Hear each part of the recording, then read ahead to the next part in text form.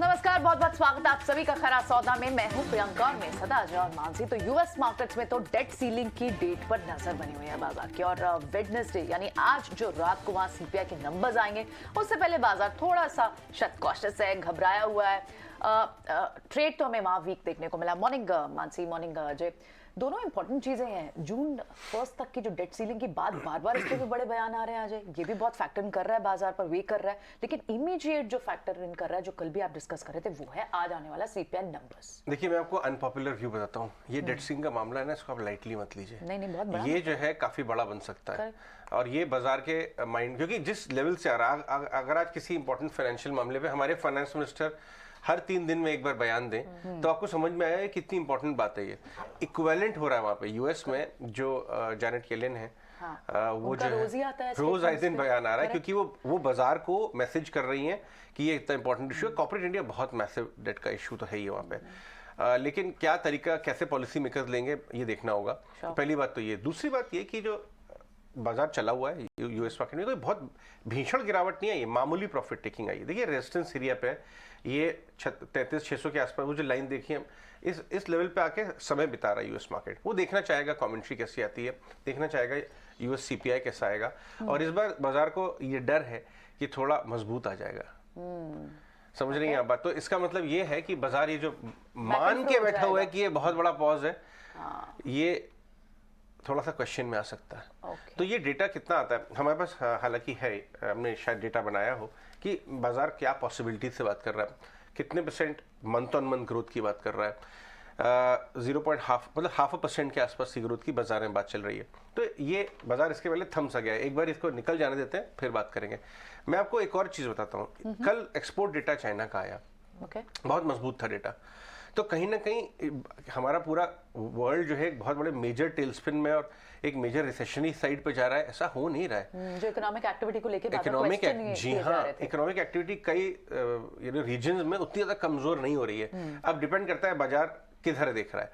अगर ये अच्छी बात, ये सोचता है कि बाजार के लिए कि अच्छी बात है, बहुत भीषण रिसेशन नहीं है आगे, या थोड़े रेट हाइक अभी भी जारी रह सकते हैं, या फिर हायर फॉर लॉन्गर रह सकता है काफी लंबा समय, तो ठीक है, समय बिताने दीजिए।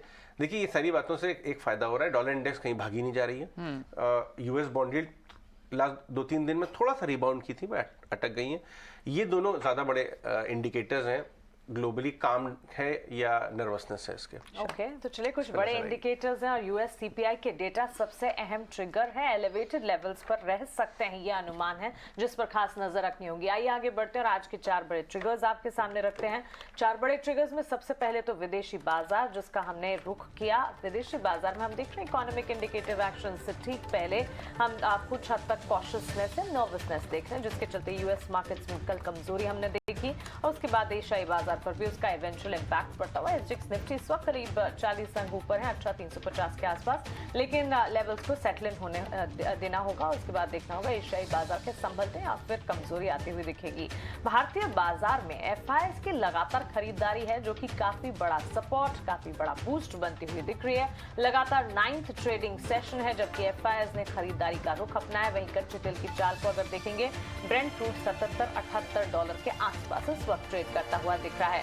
नतीजों के लिहाज से अगर देखें, रिजल्ट हैवी डेज चल रहे हैं और नतीजे अपने लास्ट लेग में है। बड़ी दिग्गज कंपनियां निफ्टी की 2 और साथ ही वायदा बाजार की 4 कंपनियां हैं जो कि अपने नतीजे पेश करने जा रही हैं। एलएनटी और डॉक्टर रेड्डीज के नतीजों पर नजर रखें। ल्यूपिन के नंबर्स के बाद डॉक्टर रेड्डीज के सेंटिमेंट्स कैसे, इस पर खास नजर रखनी होगी। वायदा बाजार में scarce, GCPL, Gujarat gas, Bosch जैसी कई सारी कंपनियां। कैश मार्केट में एक लंबी लिस्ट है जिस पर आप आज नजर रखनी है। और कल बाजार बंद होने के बाद जो नंबर्स आए उसका इंपैक्ट भी देखना होगा। लेकिन आइए भारतीय बाजार की अगर बात करें अजय, फ्राइडे सेशन में कमजोरी देखने के बाद मंडे सेशन में फ्राइडे की कमजोरी को हमने डाइजेस्ट किया, लेकिन कल दिखी प्रॉफिट टेकिंग। आज सेंटिमेंट्स कैसे नजर आएंगे? एफआईआईज तो लगातार खरीदारी कर रहे हैं। देखिए, एक हफ्ते का अगर आप इंट्राडे लेके आए, एक हफ्ते का निफ्टी का चार्ट लेके आइए, आपको कहानी वहां मिलेगी। अगर आप देखें फ्राइडे के लोज से, हमने थोड़ा फ्राइडे के लास्ट आवर में रिबाउंड और मंडे के पूरा दिन में रिबाउंड, इनफैक्ट मंडे को तो नीचे आया ही नहीं। और उसके बाद कल का first half of the session, वहां तक की अगर आप जर्नी देखें एक हफ्ते का, ये देखिए तो 200-250 पॉइंट हम फ्राइडे लोज से रिबाउंड कर चुके हैं।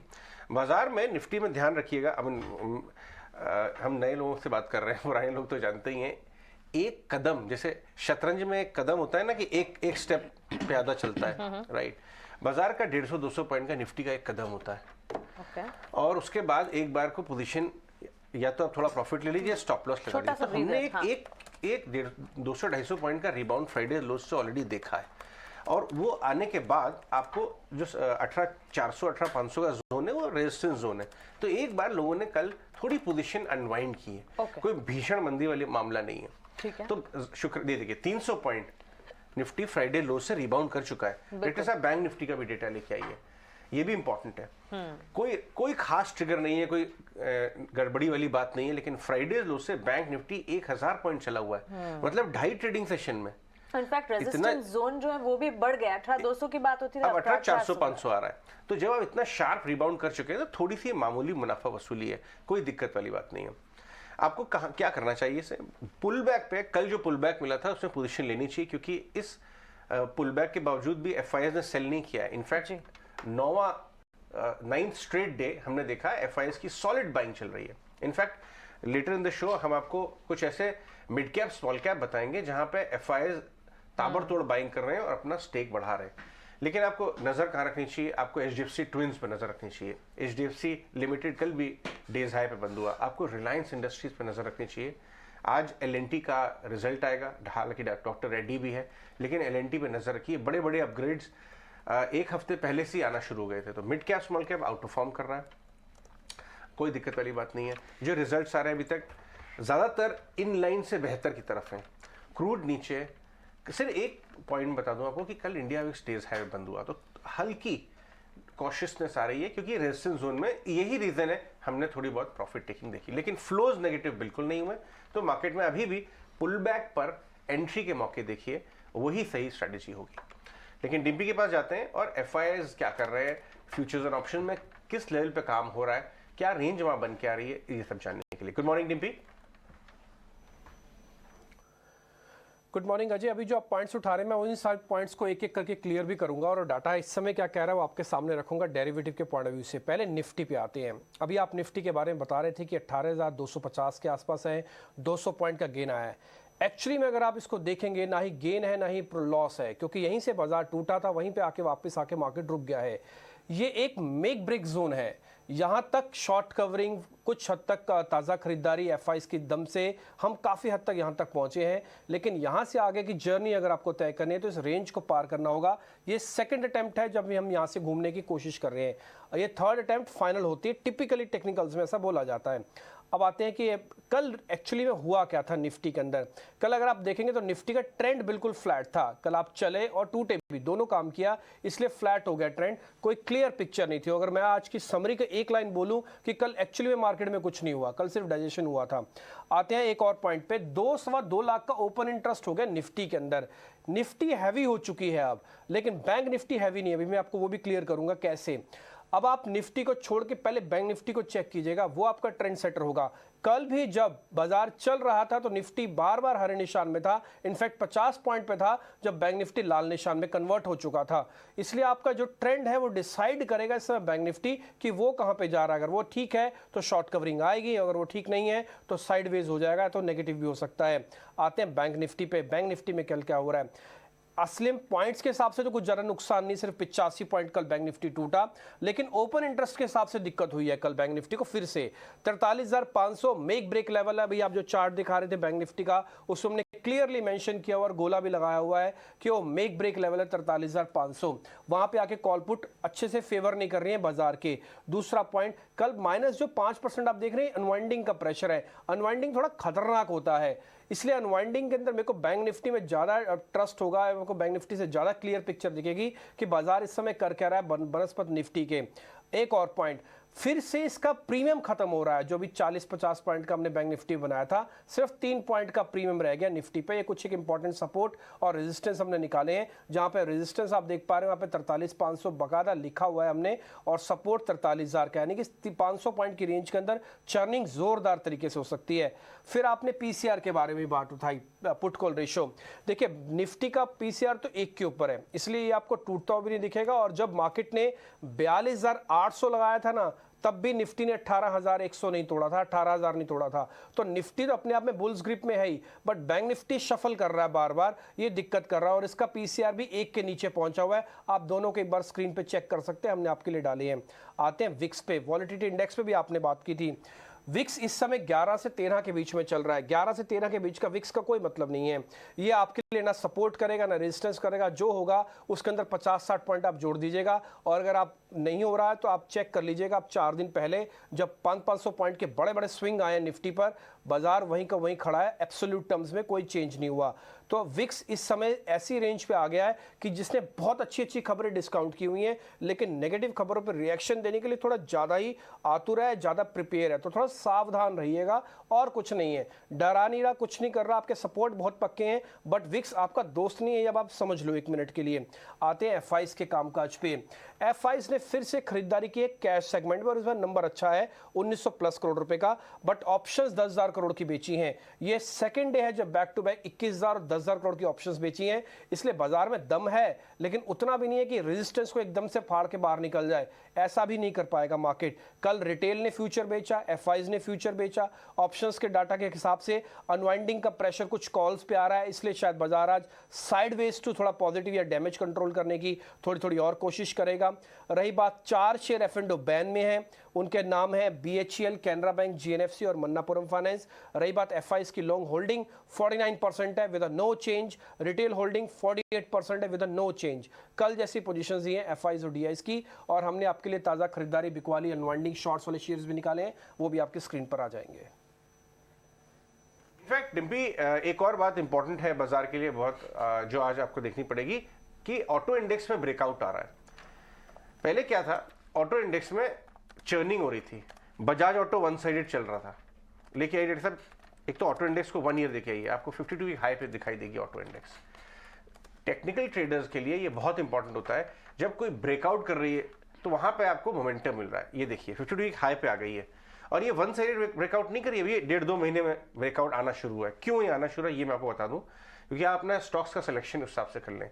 एक तो टाटा मोटर्स भीषण तरीके से ब्रेकआउट हुआ, जब से वहां पे दूसरी ईवी डील की बातचीत हुई है जो प्रीमियम पे हो सकती है। पहले आपको याद है टीपीजी के साथ बड़ी डील हुई थी, वन साइडेड भागना शुरू कर दिया।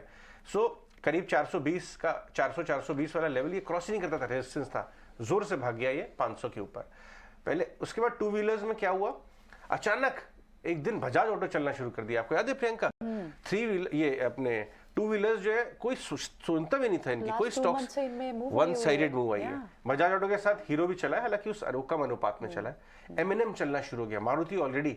तो मामला ये है कि सारे कंपोनेंट्स जो हैं ऑटो इंडेक्स के इस समय अपने अपनी रीजंस की वजह से भागना शुरू कर दिए, सारे 5th गियर में आ गए हैं। 5th गियर में आ गए हैं। तो इस वजह से एक ब्रेकआउट आ रहा है वहां पे। आप अपने हिसाब से रिस्क रिवॉर्ड देख के, सिर्फ अशोक लेन, मुझे लगता है अशोक लेन की बारी आनी चाहिए, क्योंकि वो काफी दिन से 145-150 पे अटक के रहे, काफी चल भी चुका पिछले साल। तो ये अटका हुआ है, मेरे को लगता है इसकी बारी आएगी। तो एक तो ये मैटर जरूरी है बाजार में बताना।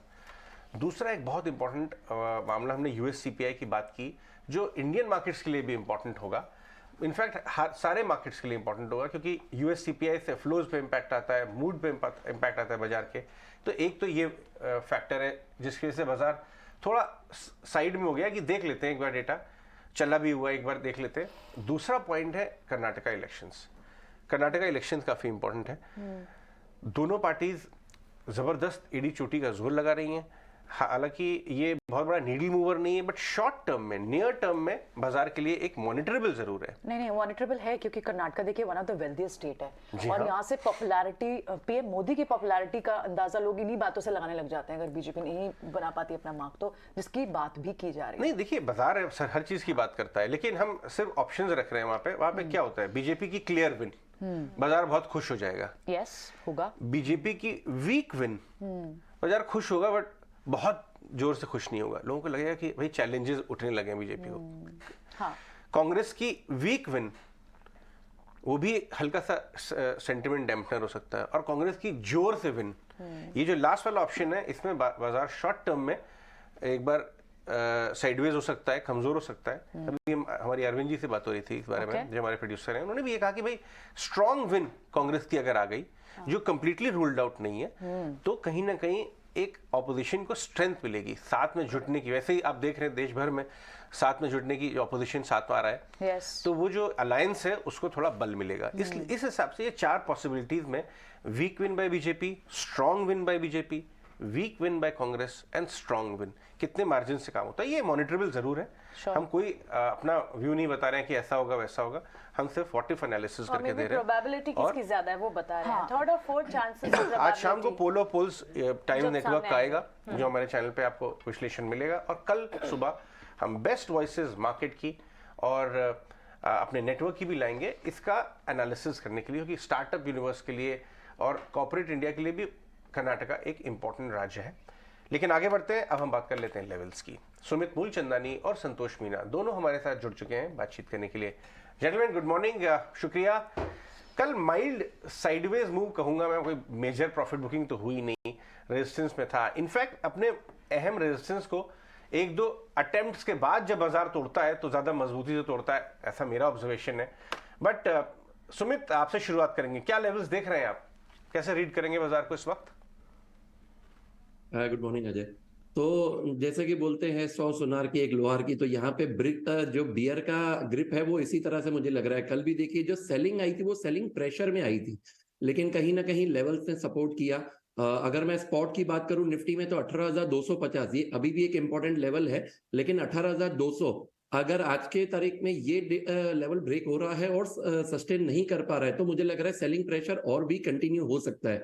तो अपसाइड में जो वॉच में रहेगा वो रहेगा 18,400, जो मुझे अभी भी नहीं लग रहा। लेकिन अगर मैं एक कंपैरिजन करूं between Nifty and bank Nifty तो मुझे बैंक निफ्टी में थोड़ा सा वीकनेस ज्यादा लग रहा है।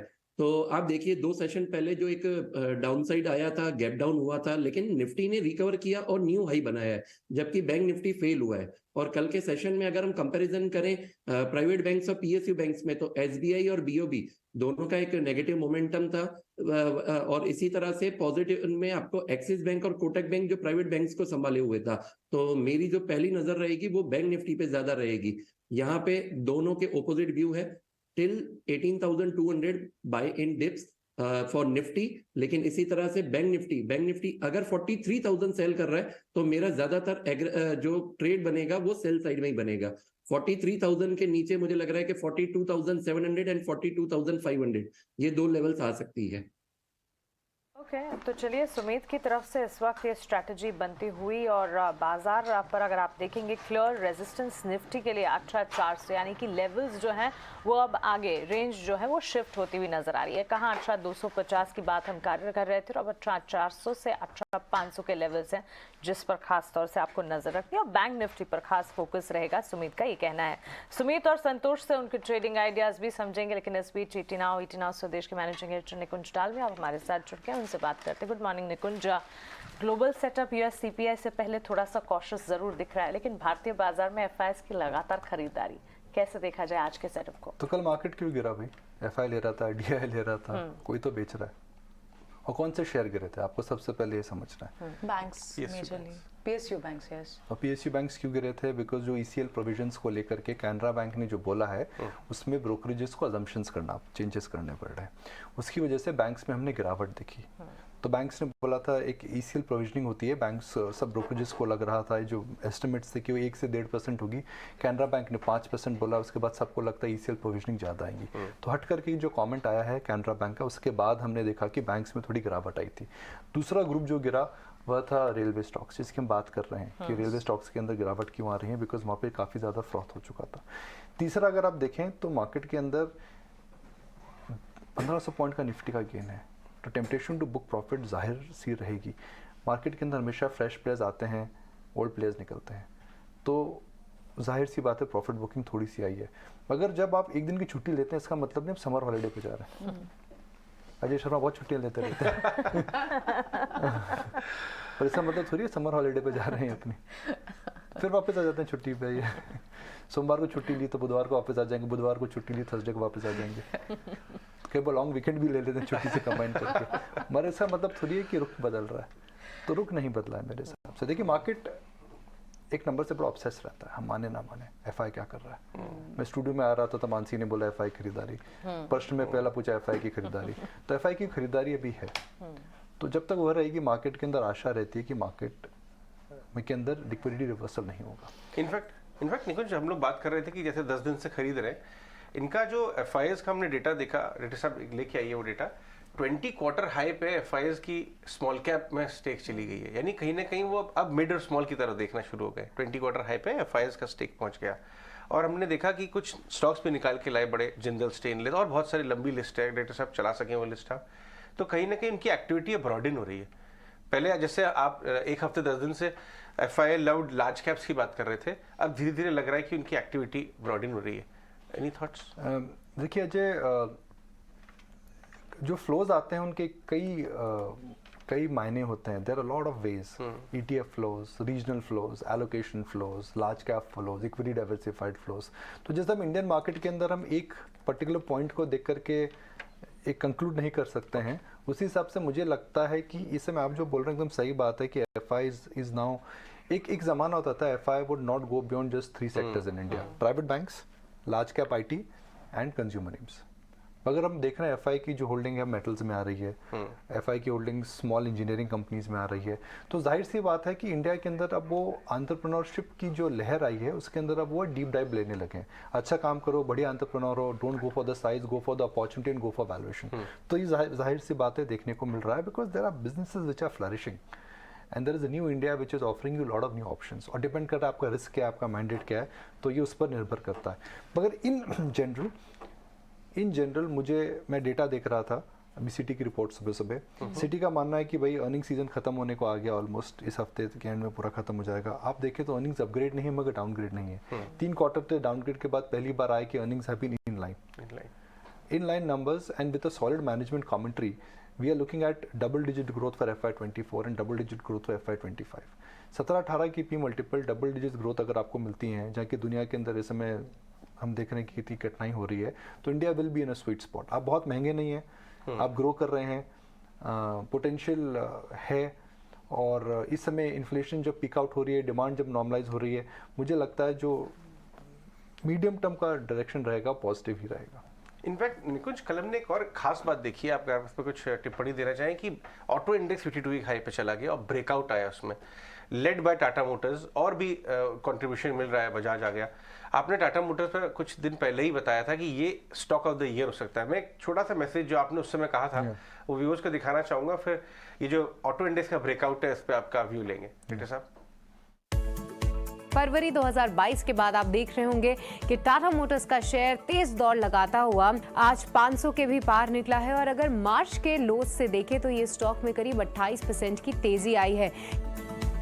हमने शायद यही बात करी थी कि स्टॉक ऑफ द ईयर इस साल ऑटो स्पेस से टाटा मोटर रह सकता है। मेरा मानना है कि टाटा मोटर्स पक्का आउट परफॉर्म कर रहा है, तो Tata motor has all the ingredients that it could be stock of the year. Tata Motors आज का हम कह सकते हैं कि स्टॉक ऑफ द डे है, क्योंकि ये 500 रुपए के स्तर को ये पार कर गया है 21 फरवरी 2022 के बाद। लेकिन आज से करीब 20 दिन पहले इटिनोस स्वदेश के मैनेजिंग एडिटर निकुंज डालमिया ने ये साफ साफ कहा था आपके लिए कि स्टॉक ऑफ द ईयर हो सकता है टाटा मोटर्स का शेयर।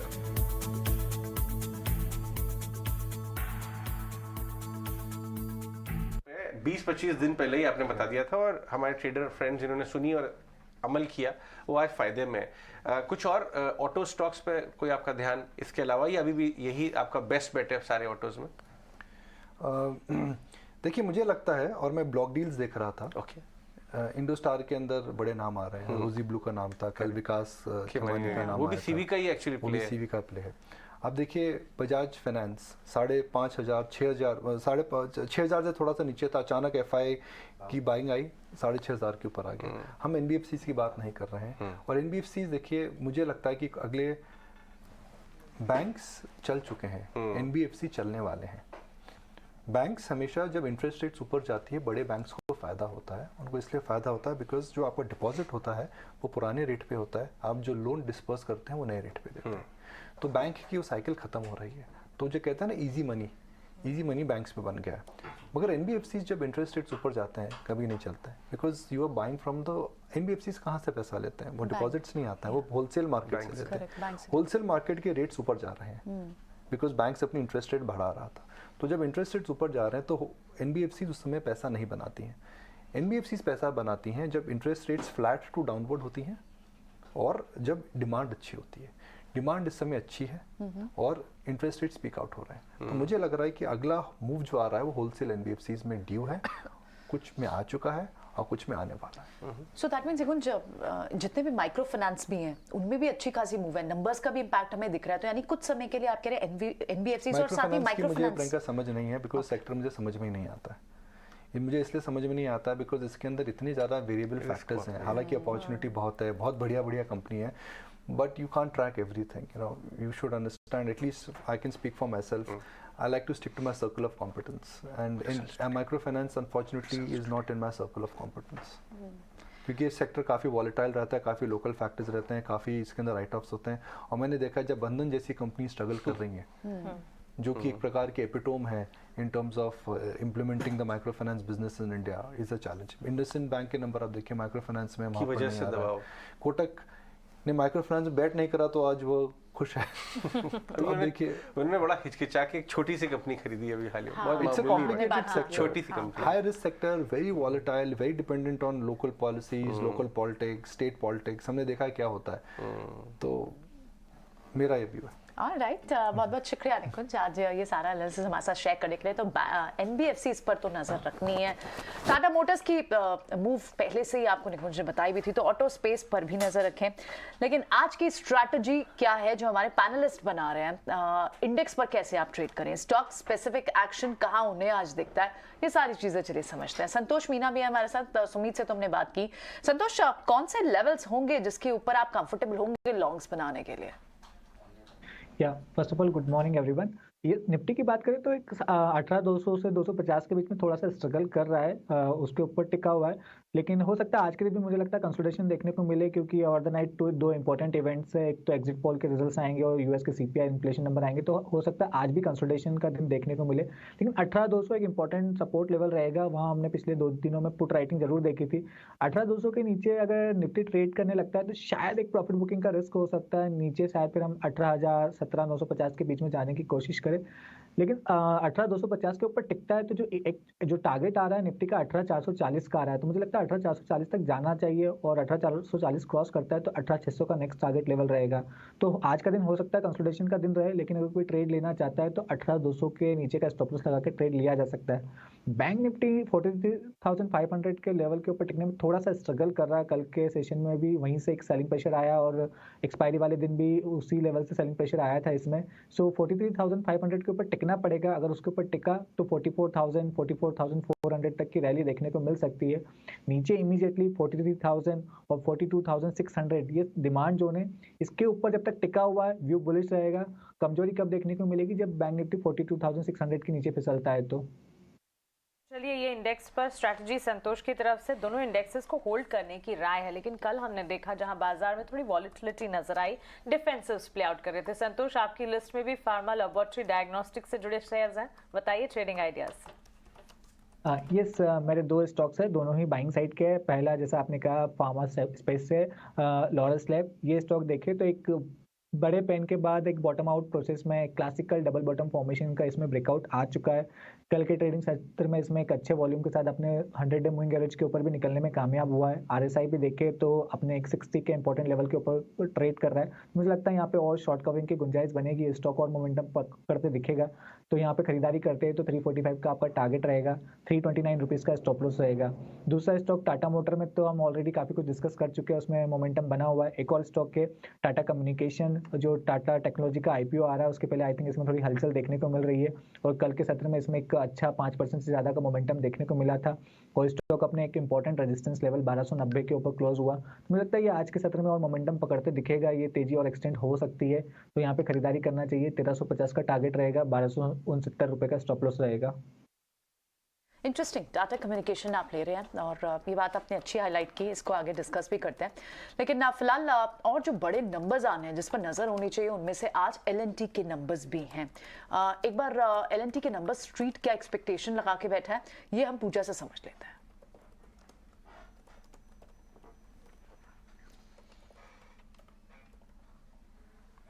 जी, एलएनटी के नतीजों में आय में 12% की ग्रोथ एक्सपेक्टेड है। तिमाही आधार पर 28% की ग्रोथ देखने को मिल सकती है और इनके कोर और नॉन कोर कारोबार दोनों से ही सहारा मिलेगा।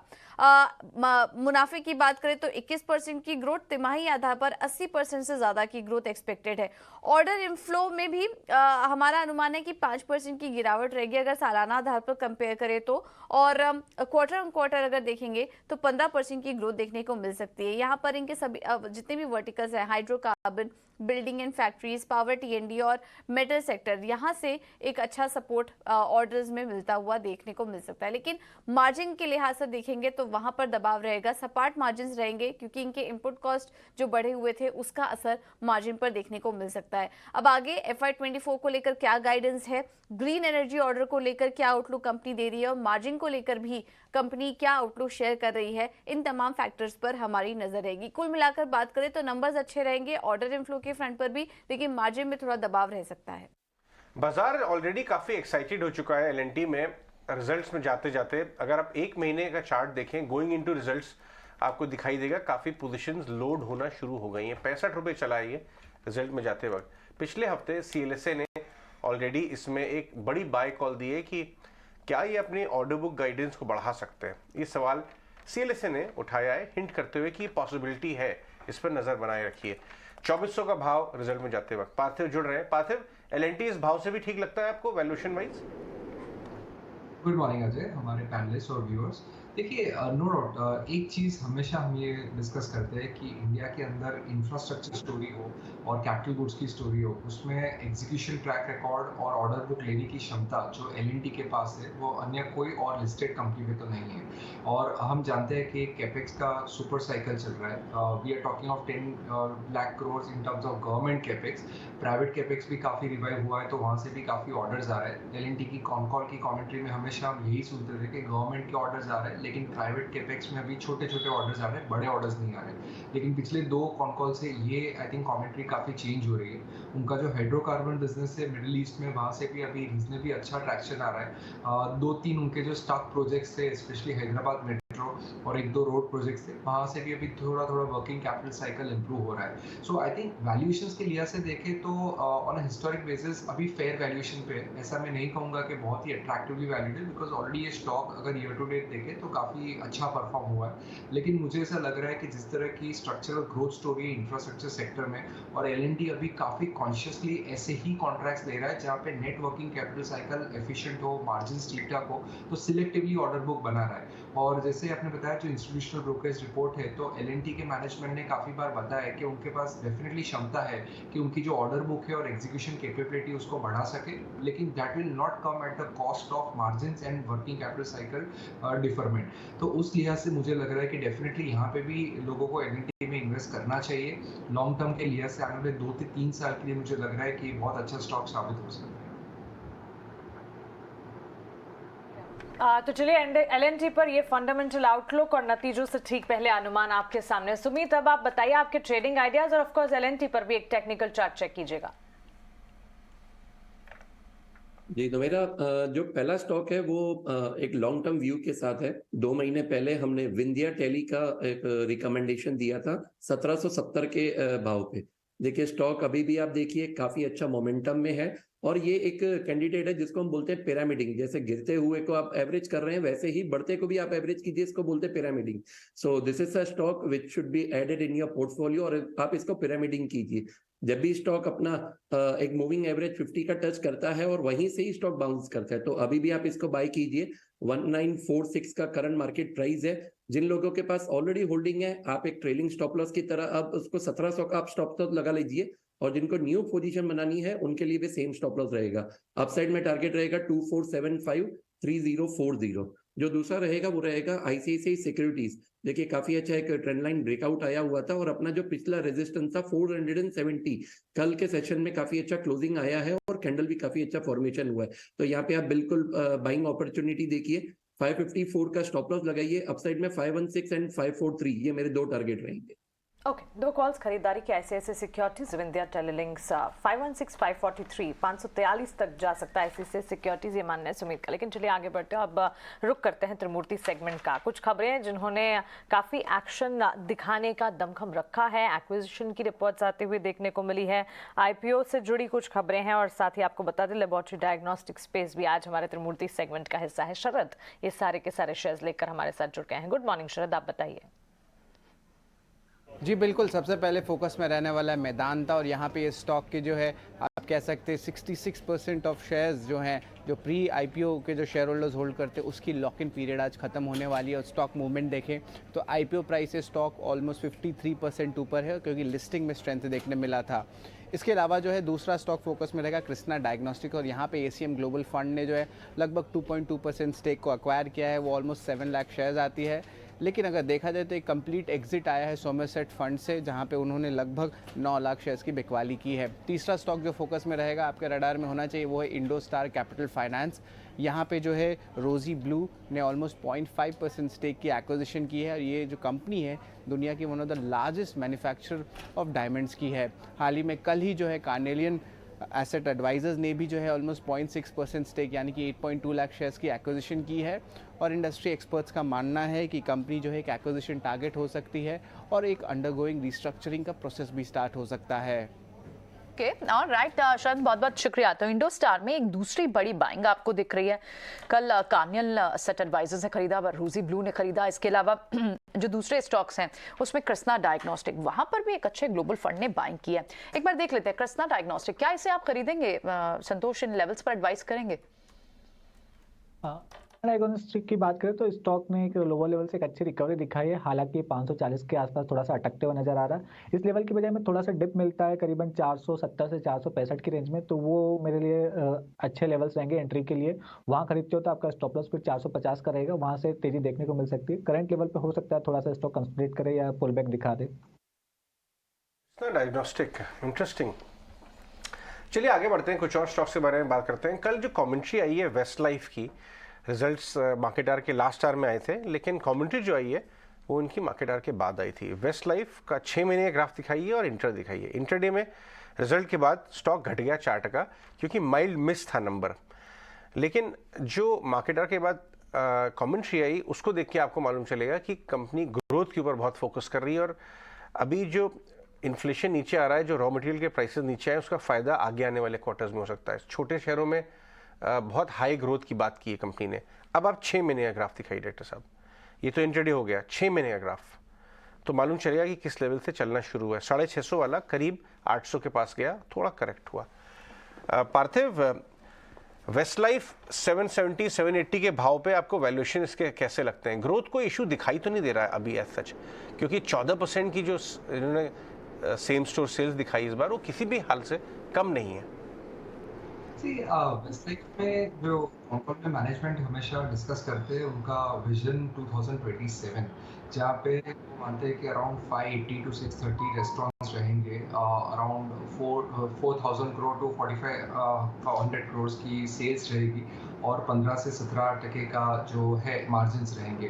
तो उस लिहाज से आई थिंक ग्रोथ की विजिबिलिटी तो काफ़ी स्ट्रॉन्ग मैनेजमेंट ने दिखाई है। और जो उन्होंने काफ़ी उनके जो कैफ़ेज है और रेस्टोरेंट्स है उसके अंदर जो मेन्यू ऑप्शंस और जो एक्सपीरियंसेस चेंज किए, उससे मुझे लग रहा है कि QSR स्पेस में जो 14% का सेम स्टोर सेल्स ग्रोथ है, whether we talk of year on year. और दूसरी इंपॉर्टेंट बात यह है कि पिछले 3 साल में, जहाँ पे काफ़ी टफ ईयर्स थे, पिछले 3 साल में भी जो बाकी की QSRs have struggled in a low single digit growth, यहाँ पे हमने 10% का सेम स्टोर सेल्स ग्रोथ देखा है। तो which is I think very fascinating, और that is the key reason कि यहाँ पे अगर QSR स्पेस में कंपैरिजन करें तो वेस्ट लाइफ की जो वैल्यूएशन है वो सबसे ज्यादा है, लेकिन जस्टिफाई करते हैं जिस तरह का ग्रोथ ट्रेंड्स है और आगे जाते भी जिस तरह के प्रोजेक्शंस है। मैं ऐसा नहीं कहूँगा कि जिसने अभी तक इन्वेस्ट नहीं किया यहाँ पे जाके एकदम से बड़ी पोजीशन बनाए। वैल्यूएशन हमेशा देखना चाहिए। कोई भी 10-15% का in the course of market correction, अगर यहाँ पे करेक्शन आता है तो नई पोजीशन बना सकते हैं। ओके, तो चलिए वेस्ट लाइफ फूड वर्ल्ड की इन्वेंट्री आप देख रहे हैं और क्लियरली हम देख रहे हैं मैनेजमेंट की तरफ से भी कन्विक्शन यहाँ पर, और खास तौर से छोटे शहरों के रेस्टोरेंट्स में अच्छी ग्रोथ दिखी है जिसका सहारा कंपनी के कारोबार को मिलता हुआ। लेकिन आगे बढ़ते हैं और अब रुक करते हैं ब्रोकरेज हाउसेस की रिपोर्ट्स का। आज आई ब्रोकरेज हाउसेस की रिपोर्ट काफ़ी इंटरेस्टिंग है क्योंकि इसमें केमिकल प्लेज हैं, फार्मा है, टायर्स हैं और हाँ मैनकाइंड फार्मा जिसकी ज़बरदस्त लिस्टिंग कल होती दिखी, उस पर ब्रोकरेज के इनिशिएशंस भी आते हुए देखने को मिले हैं। चलिए वामाक्षी से जानते हैं सारे के सारे ब्रोकरेजेस। वामाक्षी आप बताइए, गुड मॉर्निंग। जी बिल्कुल, शुरुआत करते हैं हम जोमेटो के साथ। बैंक ऑफ अमेरिका की तरफ से रिपोर्ट आ रही है और ये हाईलाइट कर रहे हैं कि करंटली वो एक्सपेक्ट कर रहे हैं कि ONDC एक की प्लेटफॉर्म रह सकता है ये स्पेस में, मगर वो करंटली बुलिश नहीं नज़र आ रहे हैं कि ONDC एक लार्ज मार्केट शेयर गार्नर कर सकता है फूड डिलीवरी स्पेस में। अगर हम देखें तो कुछ हाई एंड यूज़र्स जो है जोमेटो और स्विगी पर वो डिलीवरी टाइम सेंसिटिव है, ना कि प्राइस सेंसिटिव, और इनफैक्ट वो एक्सपेक्ट कर रहे हैं कि न्यूज़ फ्लो ONDC के अराउंड अभी भी जारी रहेगा और उसी के चलते जोमेटो के शेयर प्राइस में वोलेटिलिटी नजर आएगी। तो ओवरऑल बैंक ऑफ अमेरिका ने न्यूट्रल की राय बरकरार रखी है। जोमेटो पर टारगेट प्राइस दिया है 72 का। मैनकाइंड फार्मा ये स्टॉक कल लिस्ट हुआ था और कल भी एक इनिशिएटिंग कवरेज की नोट आई थी और आज भी एंटी की तरफ से कवरेज शुरू हो रही है। मार्केट लीडर है ये स्टॉक टियर 2 और टियर 4 टाउन्स में, और मेट्रो और टियर 1 सिटीज़ अब न्यू ग्रोथ फ्रंटियर्स बन सकते हैं। भारतीय बिजनेस उनका जो है वो करीब 13% के कैगर पर ग्रो हो सकता है अगले 3 साल में, और उसी के चलते हम देख रहे हैं कि एंटीक ने खरीदारी की राय के साथ कवरेज शुरू की है। लक्ष्य दिया है 1584 प्रति शेयर का। SRF भी हमारे रेडार पर है। इन्वेस्टेक की तरफ से खरीदारी की राय आ रही है टारगेट प्राइस 2840 के साथ, और जेफरीज की तरफ से होल्ड की राय आ रही है टारगेट प्राइस 2450 के साथ। ओवरऑल अगर हम देखें तो जेफरीज का मानना है कि नतीजे अनुमान से कमज़ोर आए हैं। केमिकल का जो बिज़नेस है वहाँ पर कंपनी ने काफ़ी अच्छा प्रदर्शन किया है। इनफैक्ट केमिकल बिजनेस में 34% ग्रोथ नज़र आई है और in fact highest ever quarterly sales भी रिपोर्ट हुए हैं, और इनफैक्ट उनके मार्जिन्स भी न्यू लाइफ टाइम हाई पर है, और इसी के चलते हम देख रहे हैं कि काफ़ी सारे ब्रोकरेजेस थोड़े से पॉजिटिव नज़र आ रहे हैं उनकी केमिकल बिजनेस को लेकर। इसके अलावा अपोलो टायर्स भी हमारे रेडार पर हैं। मॉर्गन स्टैनली का मानना है कि स्टैंड अलोन नंबर्स अगर हम कंसिडर करते हैं कंपनी के, तो वहाँ पर कंपनी ने अनुमान से काफ़ी मजबूत नंबर्स रिपोर्ट किए हैं, मगर यूरोपियन बिजनेस के नंबर्स अनुमान के मुताबिक आए हैं। स्टैंड अलोन ठीक है, और राइट वामाक्षी, ये सारी रिपोर्ट्स कंपाइल करने के लिए बहुत बहुत शुक्रिया। इनको डिस्कस भी करते हैं, लेकिन on the face of it नजर आ रहे हैं कि एक गैप अप ओपनिंग नजर आ सकती है क्योंकि हल्की फुल्की खरीदारी के साथ एशियन मार्केट्स में इस वक्त कामकाज चल रहा है। इस बीच हमारे साथ हमारी टेक्निकल पैनल पर कुश बोहरा भी जुड़ गए हैं। कुश का स्वागत करते हैं। गुड मॉर्निंग कुश, बताएं स्ट्रैटेजी क्या बना रहे हैं और साथ ही ट्रेडिंग आइडिया स्टॉक्स कौन से आपके रेडार पर? जी हाँ Mansi, very good morning to you सारे दर्शकों को और सारे पैनलिस्ट को भी वेरी गुड मॉर्निंग। वेल देखिए, इंडेक्स पे स्ट्रैटेजी सिंपल है। एग्जिस्टिंग पोजीशंस जो है इन्हें राइड करेंगे, फ्रेश पोजीशंस जो है थोड़ा और डिप्स का वेट करेंगे बाय करने के लिए। निफ्टी अगर 18,100 18,150 के आसपास मिलता है तब, बैंक निफ्टी अगर हमें 42,500 के जोन्स के आसपास मिलता है तब, क्योंकि यहाँ से थोड़ी सी ओवर हीटिंग है, और अगर मैं कॉल डेटा देखूँ तो 18,300 और 43,500 के आसपास अच्छा खासा कॉल बेस है। तो यहाँ पे निफ्टी बैंक निफ्टी पे फिलहाल होल्ड की राय रहेगी। डिप्स मिले तो बेशक बाय करके चले। जहां तक स्टॉक स्पेसिफिक एक्शन की बात है, मेरे 2 कॉल्स हैं, दोनों ही कैश सेगमेंट से हैं। पहला है कजारिया सीमेंट्स। स्टॉक में हमने एक अच्छा खासा अपमूव देखा है फॉर द लास्ट 8-10 सेशंस। कल भी हमने एक decently volume backed upswing stock में आते हुए देखा है। मोमेंटम अच्छा है, मोमेंटम इंडिकेटर सेटअप अच्छा है। यहाँ पे आप 1220 के इमीडिएट टारगेट के लिए बाय कर सकते हैं। 1150 ये आपके स्टॉप लॉस रहेंगे। जो मेरा दूसरा स्टॉक है दैट इज टिमकेन। यहाँ भी स्टॉक में एक हल्की सी बढ़त थी, लेकिन पिछले 2 सेशन में स्टॉक में एक ब्रेकआउट आया है। 200 day session, 200 day moving average जो है इसके ऊपर 2 सेशन से इसने क्लोजिंग दी है। सो ये मोमेंटम बरकरार रह सकता है। 3250 के टारगेट के लिए बाय करें। 3090 ये आपका स्टॉप लॉस रहेगा। करेक्ट। कुछ टिमकेन आपका काफी बढ़िया स्टॉक पिक है। मैं आपको बताऊं कि अगर आप देखें कि ये यही भाव से 3200 के आसपास के भाव से एक करेक्टिव फेज में चला गया था। इसमें एक फंड सेलिंग थी, लेकिन और सेलिंग इतनी ज़्यादा थी कि इनकी कॉल्स में बहुत अच्छी कमेंट्री, टाटा ग्रुप बैक्ड है, एक्सपेंशन सब कुछ आने के बाद भी स्टॉक रिएक्ट नहीं करता। फिर वहाँ से घूमना शुरू हुआ ये 2800 के भाव से वापस 3150, और अब लग रहा है कि ये वापस अपने 3200 के जो लेवल्स थे इसके रीसेंट हाइज उस डायरेक्शन में जाएगा ये। और अब आपकी कॉल भी आ रही है। इंटरेस्टिंग। कुछ और स्टॉक्स के बारे में बात कर लेते हैं। लुपिन को लेके आई डाक्टर साहब। लुपिन का रिजल्ट ठीक ठाक आया। मैंने आपको 2 दिन पहले बताया था कि अगर आप बेट कर रहे हैं तो आप लुपिन पे बेट करिए, क्योंकि बीटन डाउन है, एक्सपेक्टेशन लो है। यही हम मॉर्निंग में बात कर रहे थे। उस दिन भी डेज हाई बंद हुआ और इनफैक्ट कल आप बता भी रहे थे नतीजों से पहले कि ल्यूपिन पर नजर रखनी चाहिए। नतीजे एपीआई बिजनेस काफी अच्छा प्रदर्शन दिखा रहा है। और इसमें नंबर जो है एक्सपेक्टेशन बहुत लो होते हैं। बाजार के एक्सपेक्टेशन जब लो होते हैं और ठीक से नंबर आता है वो भी एक बात है, और रिवर्स भी होता है। बाजार के एक्सपेक्टेशन बहुत बड़े हुए हैं, एलिवेटेड एक्सपेक्टेशन को बीट करना ही मुश्किल होता है। तो एनीवेज ये स्टॉक पे आप ध्यान रखिए। इनफैक्ट इनसे बात कर लेते हैं ना, पार्थिव से, फिर एक चार्ट चेक लेंगे। पार्थिव, इस भाव से वैल्यूएशन वाइज कहीं लग रहा है अर्ली साइंस की इसका एक लॉन्ग टर्म जो उसका वो है बुरा समय घटता जा रहा है, हटता जा रहा है?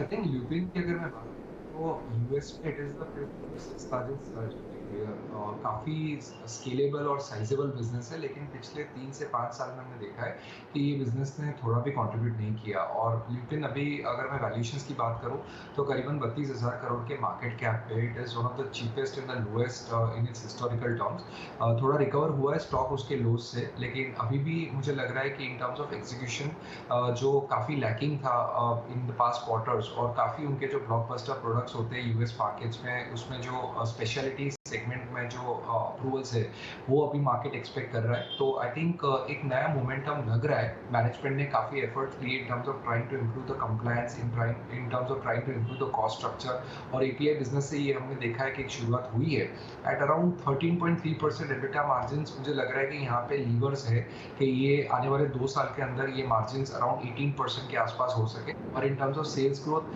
15 to 18% जितना कैगर आने वाले 2-3 साल में कंपनी दिखा सकती है। काफ़ी उन्होंने रिस्ट्रक्चरिंग किया उनके बिजनेसेस का, बैलेंस शीट भी काफ़ी इंप्रूव किया है, और अभी बहुत स्मार्टली एक्विजिशन कर रहे हैं। पास्ट में गैविस जैसे एक्विजिशन किए थे जो बड़ा राइट ऑफ था, $700 मिलियन का उन्होंने एक्विजिशन किया था, जिसने थोड़ा भी कंट्रीब्यूट नहीं किया है। तो मुझे लग रहा है कि आने वाले 2-3 साल ल्यूपिन के लिए as compared to the past 3-4 years काफ़ी बेटर है।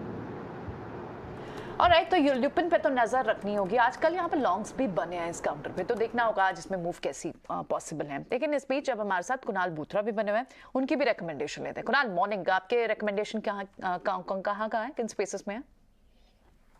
तो 2 बाय कॉल रहेगी मेरी। Good morning. सबसे पहले पहला रहेगा बाय डीवी स्लैब पे, बिकॉज मेरा ऐसा मानना है कि बहुत सारे फार्मा स्टॉक्स एक अच्छा कमबैक कर रहे हैं।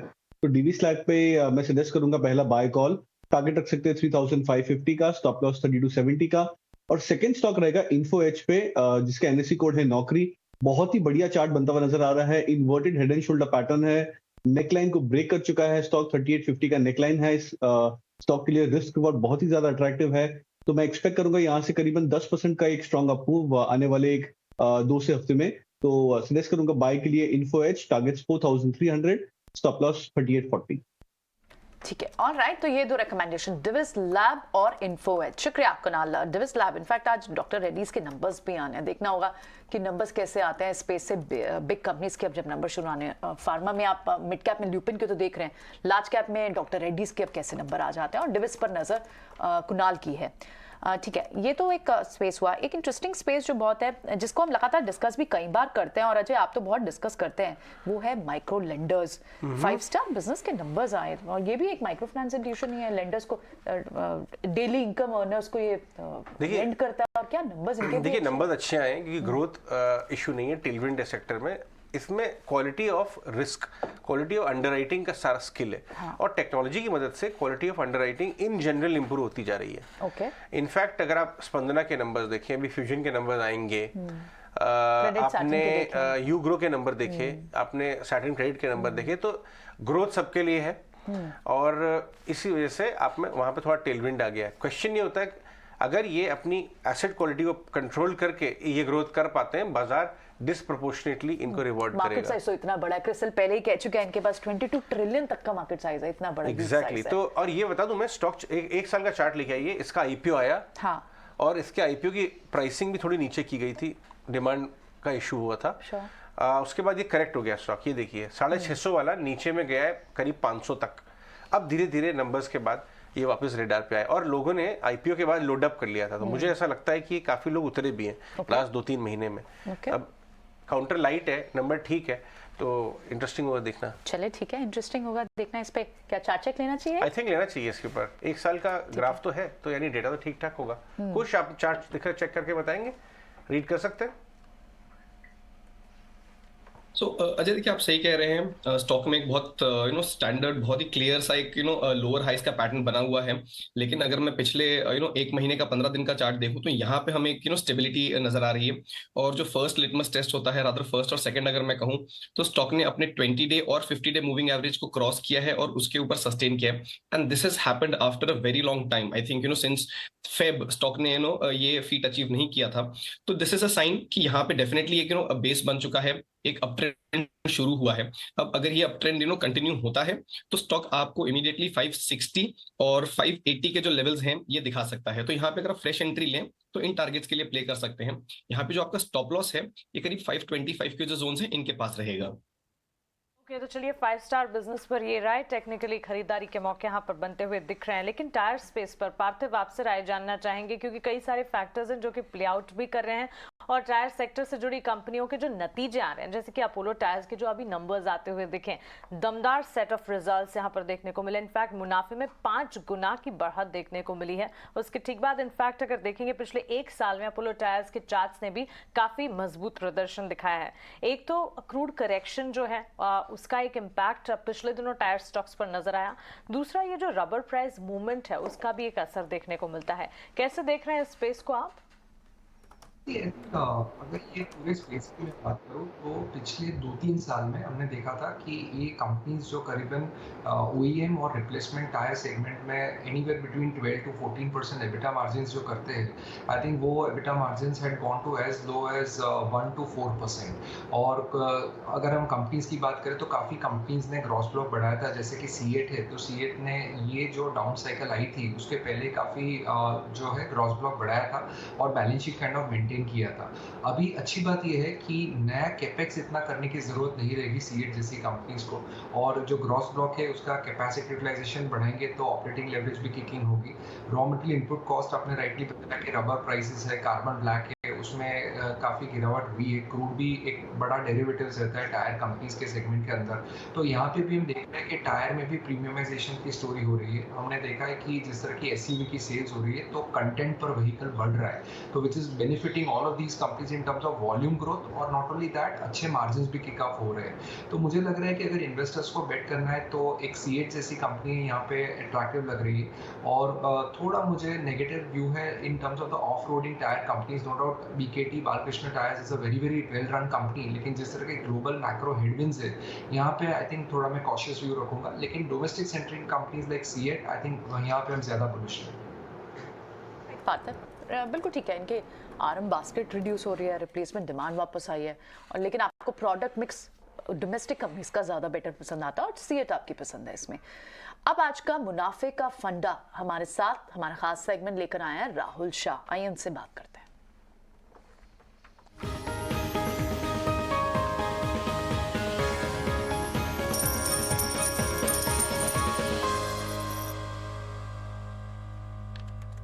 मॉर्निंग राहुल, बताएं आज कौन से स्टॉक्स हैं आपके पास?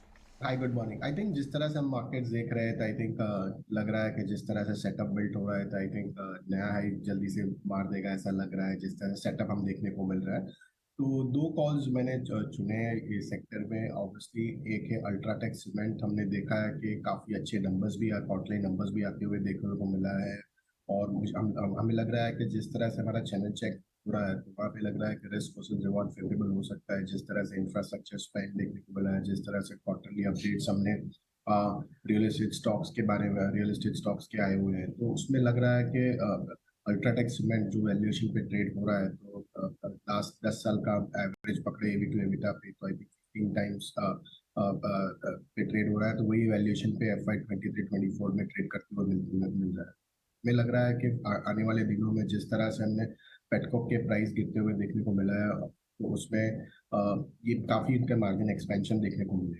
तो रिडक्शन इन फ्यूल प्राइसेस जो आने वाले क्वार्टर में दिखाई देगा क्लियरली, तो margin expansion. Cement prices form है, तो लग रहा है कि यहाँ से रिस्क वर्सेस रिवॉर्ड अल्ट्राटेक में 8600 के लक्ष्य के लिए लिया जा सकता है। ये मेरा पहला फंडा में रिकमेंडेशन रहेगा।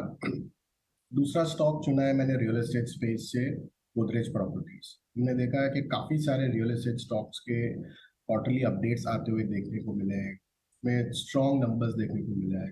कई कंपनीज का हमने देखा है कि one of the best quarter रहा है ये in terms of sales. Prestige की बात करें, गोदरेज प्रॉपर्टीज की बात करें, शोभा की बात करें, तो हमें लग रहा है गोदरेज प्रॉपर्टीज लास्ट 3 से 4 सालों में हम देखें कि और लास्ट 6-7 महीने में हम देखें तो जो ऊपर से अच्छी खासे सेल ऑफ भी देखने को मिला है, 30% से ज़्यादा गिरते हुए देखने को मिला है दाम पे, और ये क्वार्टर में स्ट्रॉन्ग अर्निंग्स आएंगे ऐसे हमारे मानने हैं। तो सेकेंडली FY25 में हमारा मानना है कि जिस तरह से मैनेजमेंट का गाइडेंस है कि 33% कैगर सेल्स ग्रोथ और मुनाफा ग्रोथ में देखने को मिलेगी, और असेट लाइट मॉडल है गोदरेज प्रॉपर्टीज का, तो गोदरेज प्रॉपर्टी 1575 के लक्ष्य के लिए लोग रेकमेंड करें।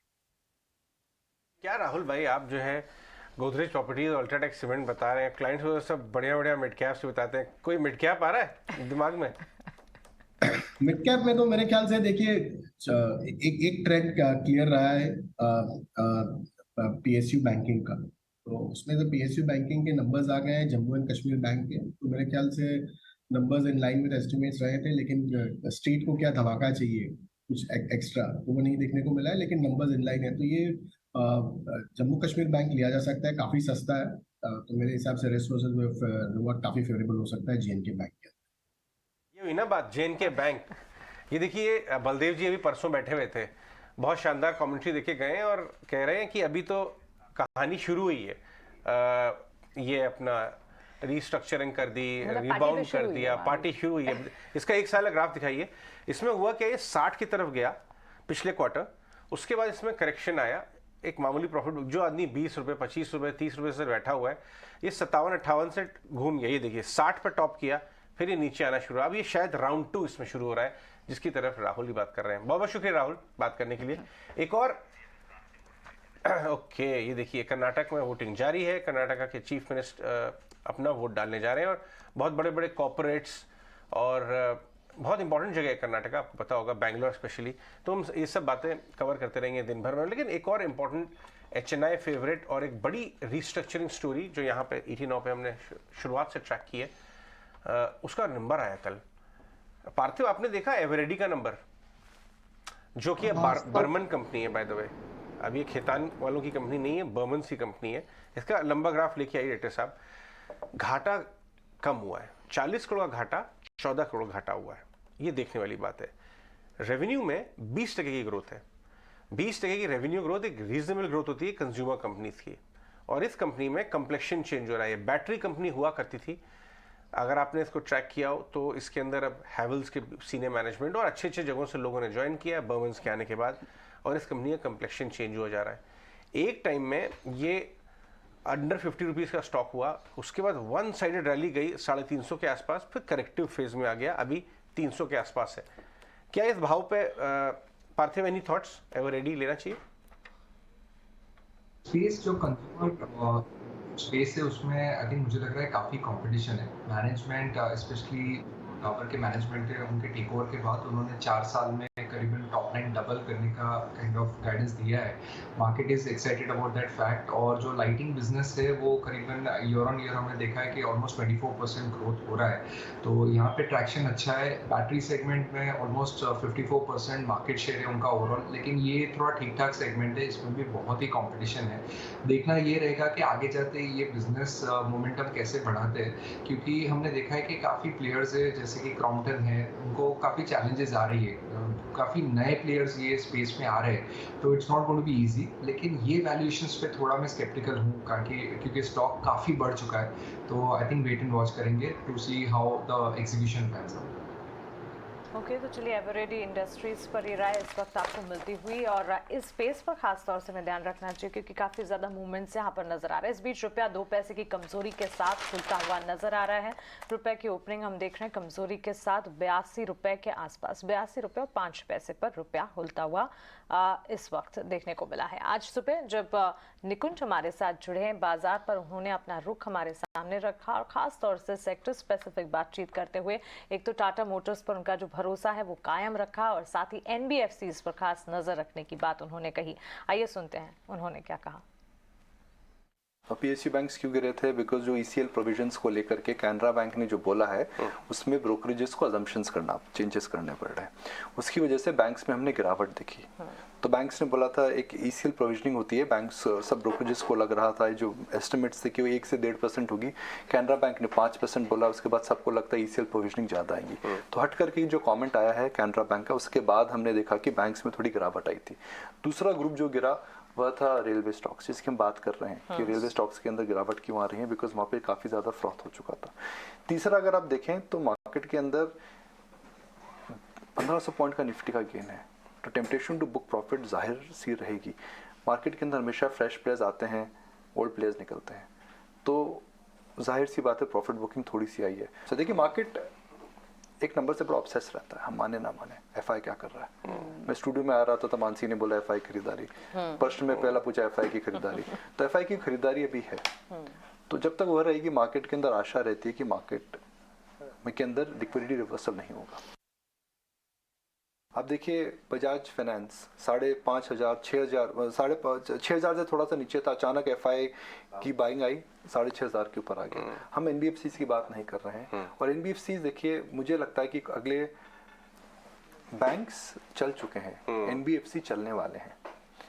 बैंक्स हमेशा जब इंटरेस्ट रेट्स ऊपर जाती है बड़े बैंक्स को फ़ायदा होता है, उनको इसलिए फ़ायदा होता है बिकॉज जो आपका डिपॉजिट होता है वो पुराने रेट पे होता है, आप जो लोन डिस्पर्स करते हैं वो नए रेट पे देते हैं।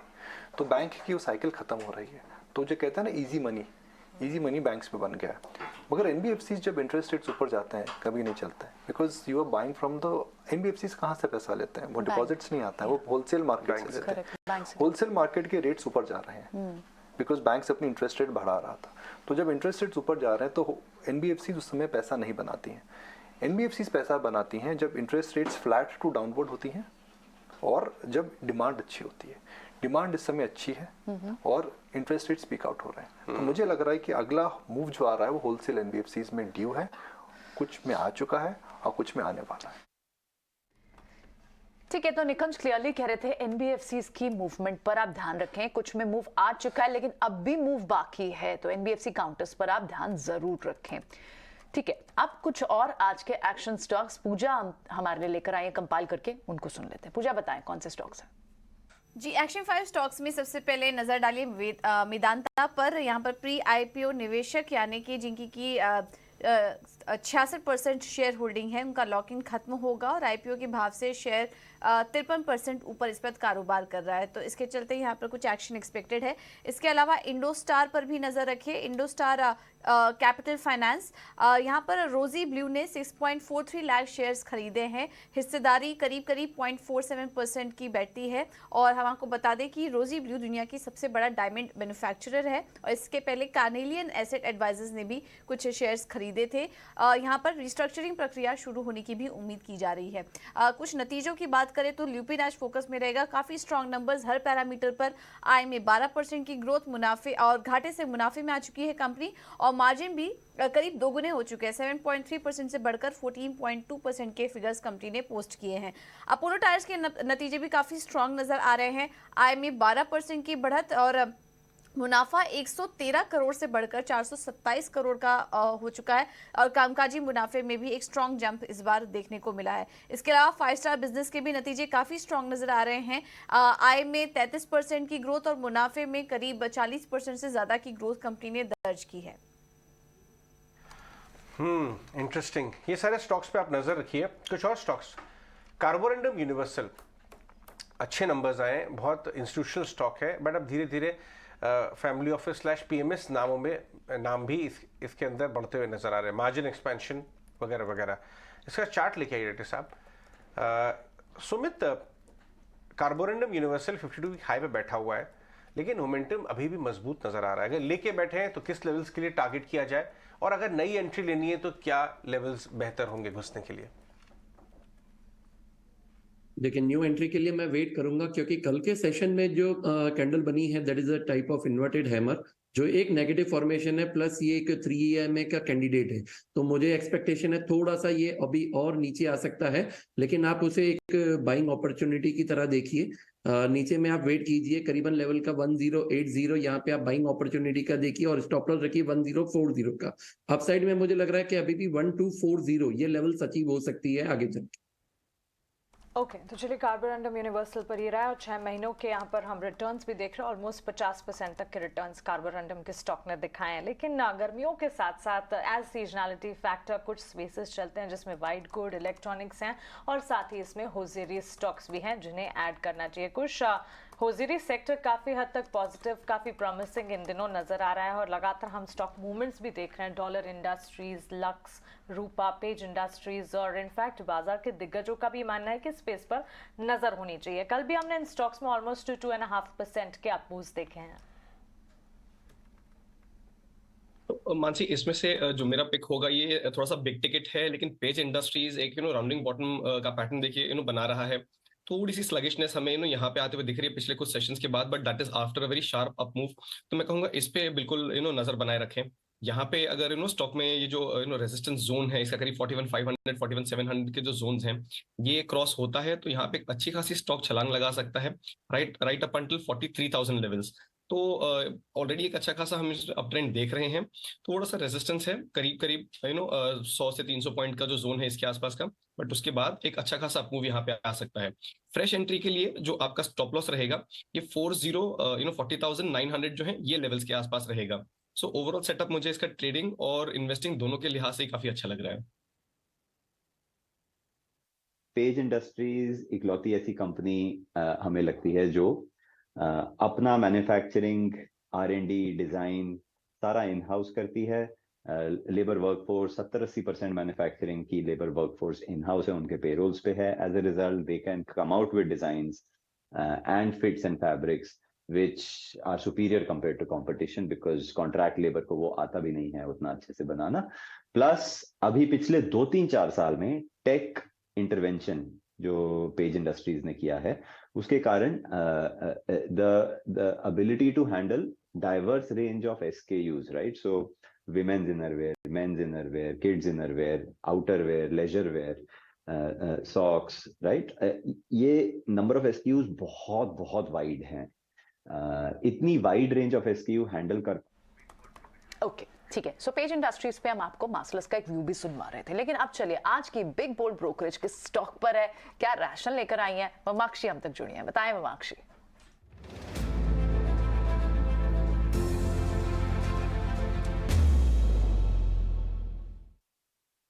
जी बिल्कुल, आज का बिग बोल्ड ब्रोकरेज है MGL के ऊपर। हम देख रहे हैं कि JP मॉर्गन की तरफ से ओवरवेट की राय आ रही है और नोम्यूरा की तरफ से खरीदारी की राय आ रही है, मगर दोनों ही ब्रोकरेजेस ने अपने टारगेट प्राइस को बढ़ाया है। JP मॉर्गन ने 1040 से बढ़ाकर 1240 कर दिया है और नोम्यूरा ने भी 1150 से टारगेट प्राइस बढ़ाकर 1295 कर दिया है। तो हम देख रहे हैं कि दोनों ही ब्रोकरेजेस ने अपने टारगेट प्राइस को बढ़ाया है। JP मॉर्गन का कहना है कि कंपनी के चौथे तिमाही के नतीजे अनुमान से काफ़ी मजबूत आए हैं क्योंकि कंपनी ने हायर मार्जिन्स पोस्ट किए हैं। जो वॉल्यूम ग्रोथ हमने देखा था वो भी काफ़ी मजबूत रहा है। इनफैक्ट काफ़ी पॉजिटिव एनवायरनमेंट बन रहा है उनके मुताबिक CGD कंपनीज़ के लिए और MGL एक स्ट्रॉन्ग री-रेटिंग कैंडिडेट हो सकता है। नोम्यूरा का मानना है कि कंपनी ने second highest ever gross margin report किया है। आउटलुक अगर हम देखें तो लार्जली अट्रैक्टिव नजर आ रहा है और मैनेजमेंट भी वॉल्यूम ग्रोथ को लेकर काफ़ी ऑप्टिमिस्टिक नजर आ रही है। 5 to 6% की वॉल्यूम ग्रोथ की एक्सपेक्टेशंस है और इनफैक्ट यूनिट मार्जिन भी करीब 9 से 10 पर SCM पर आ सकते हैं। तो ओवरऑल ब्रोकरेजेस काफ़ी पॉजिटिव नजर आ रहे हैं MGL को लेकर।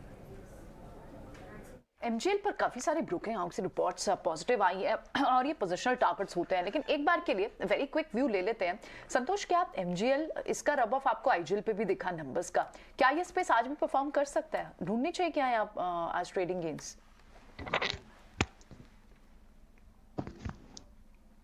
संतोष, MGL हो IGL हो, आप नजर रखेंगे इन स्टॉक्स पे?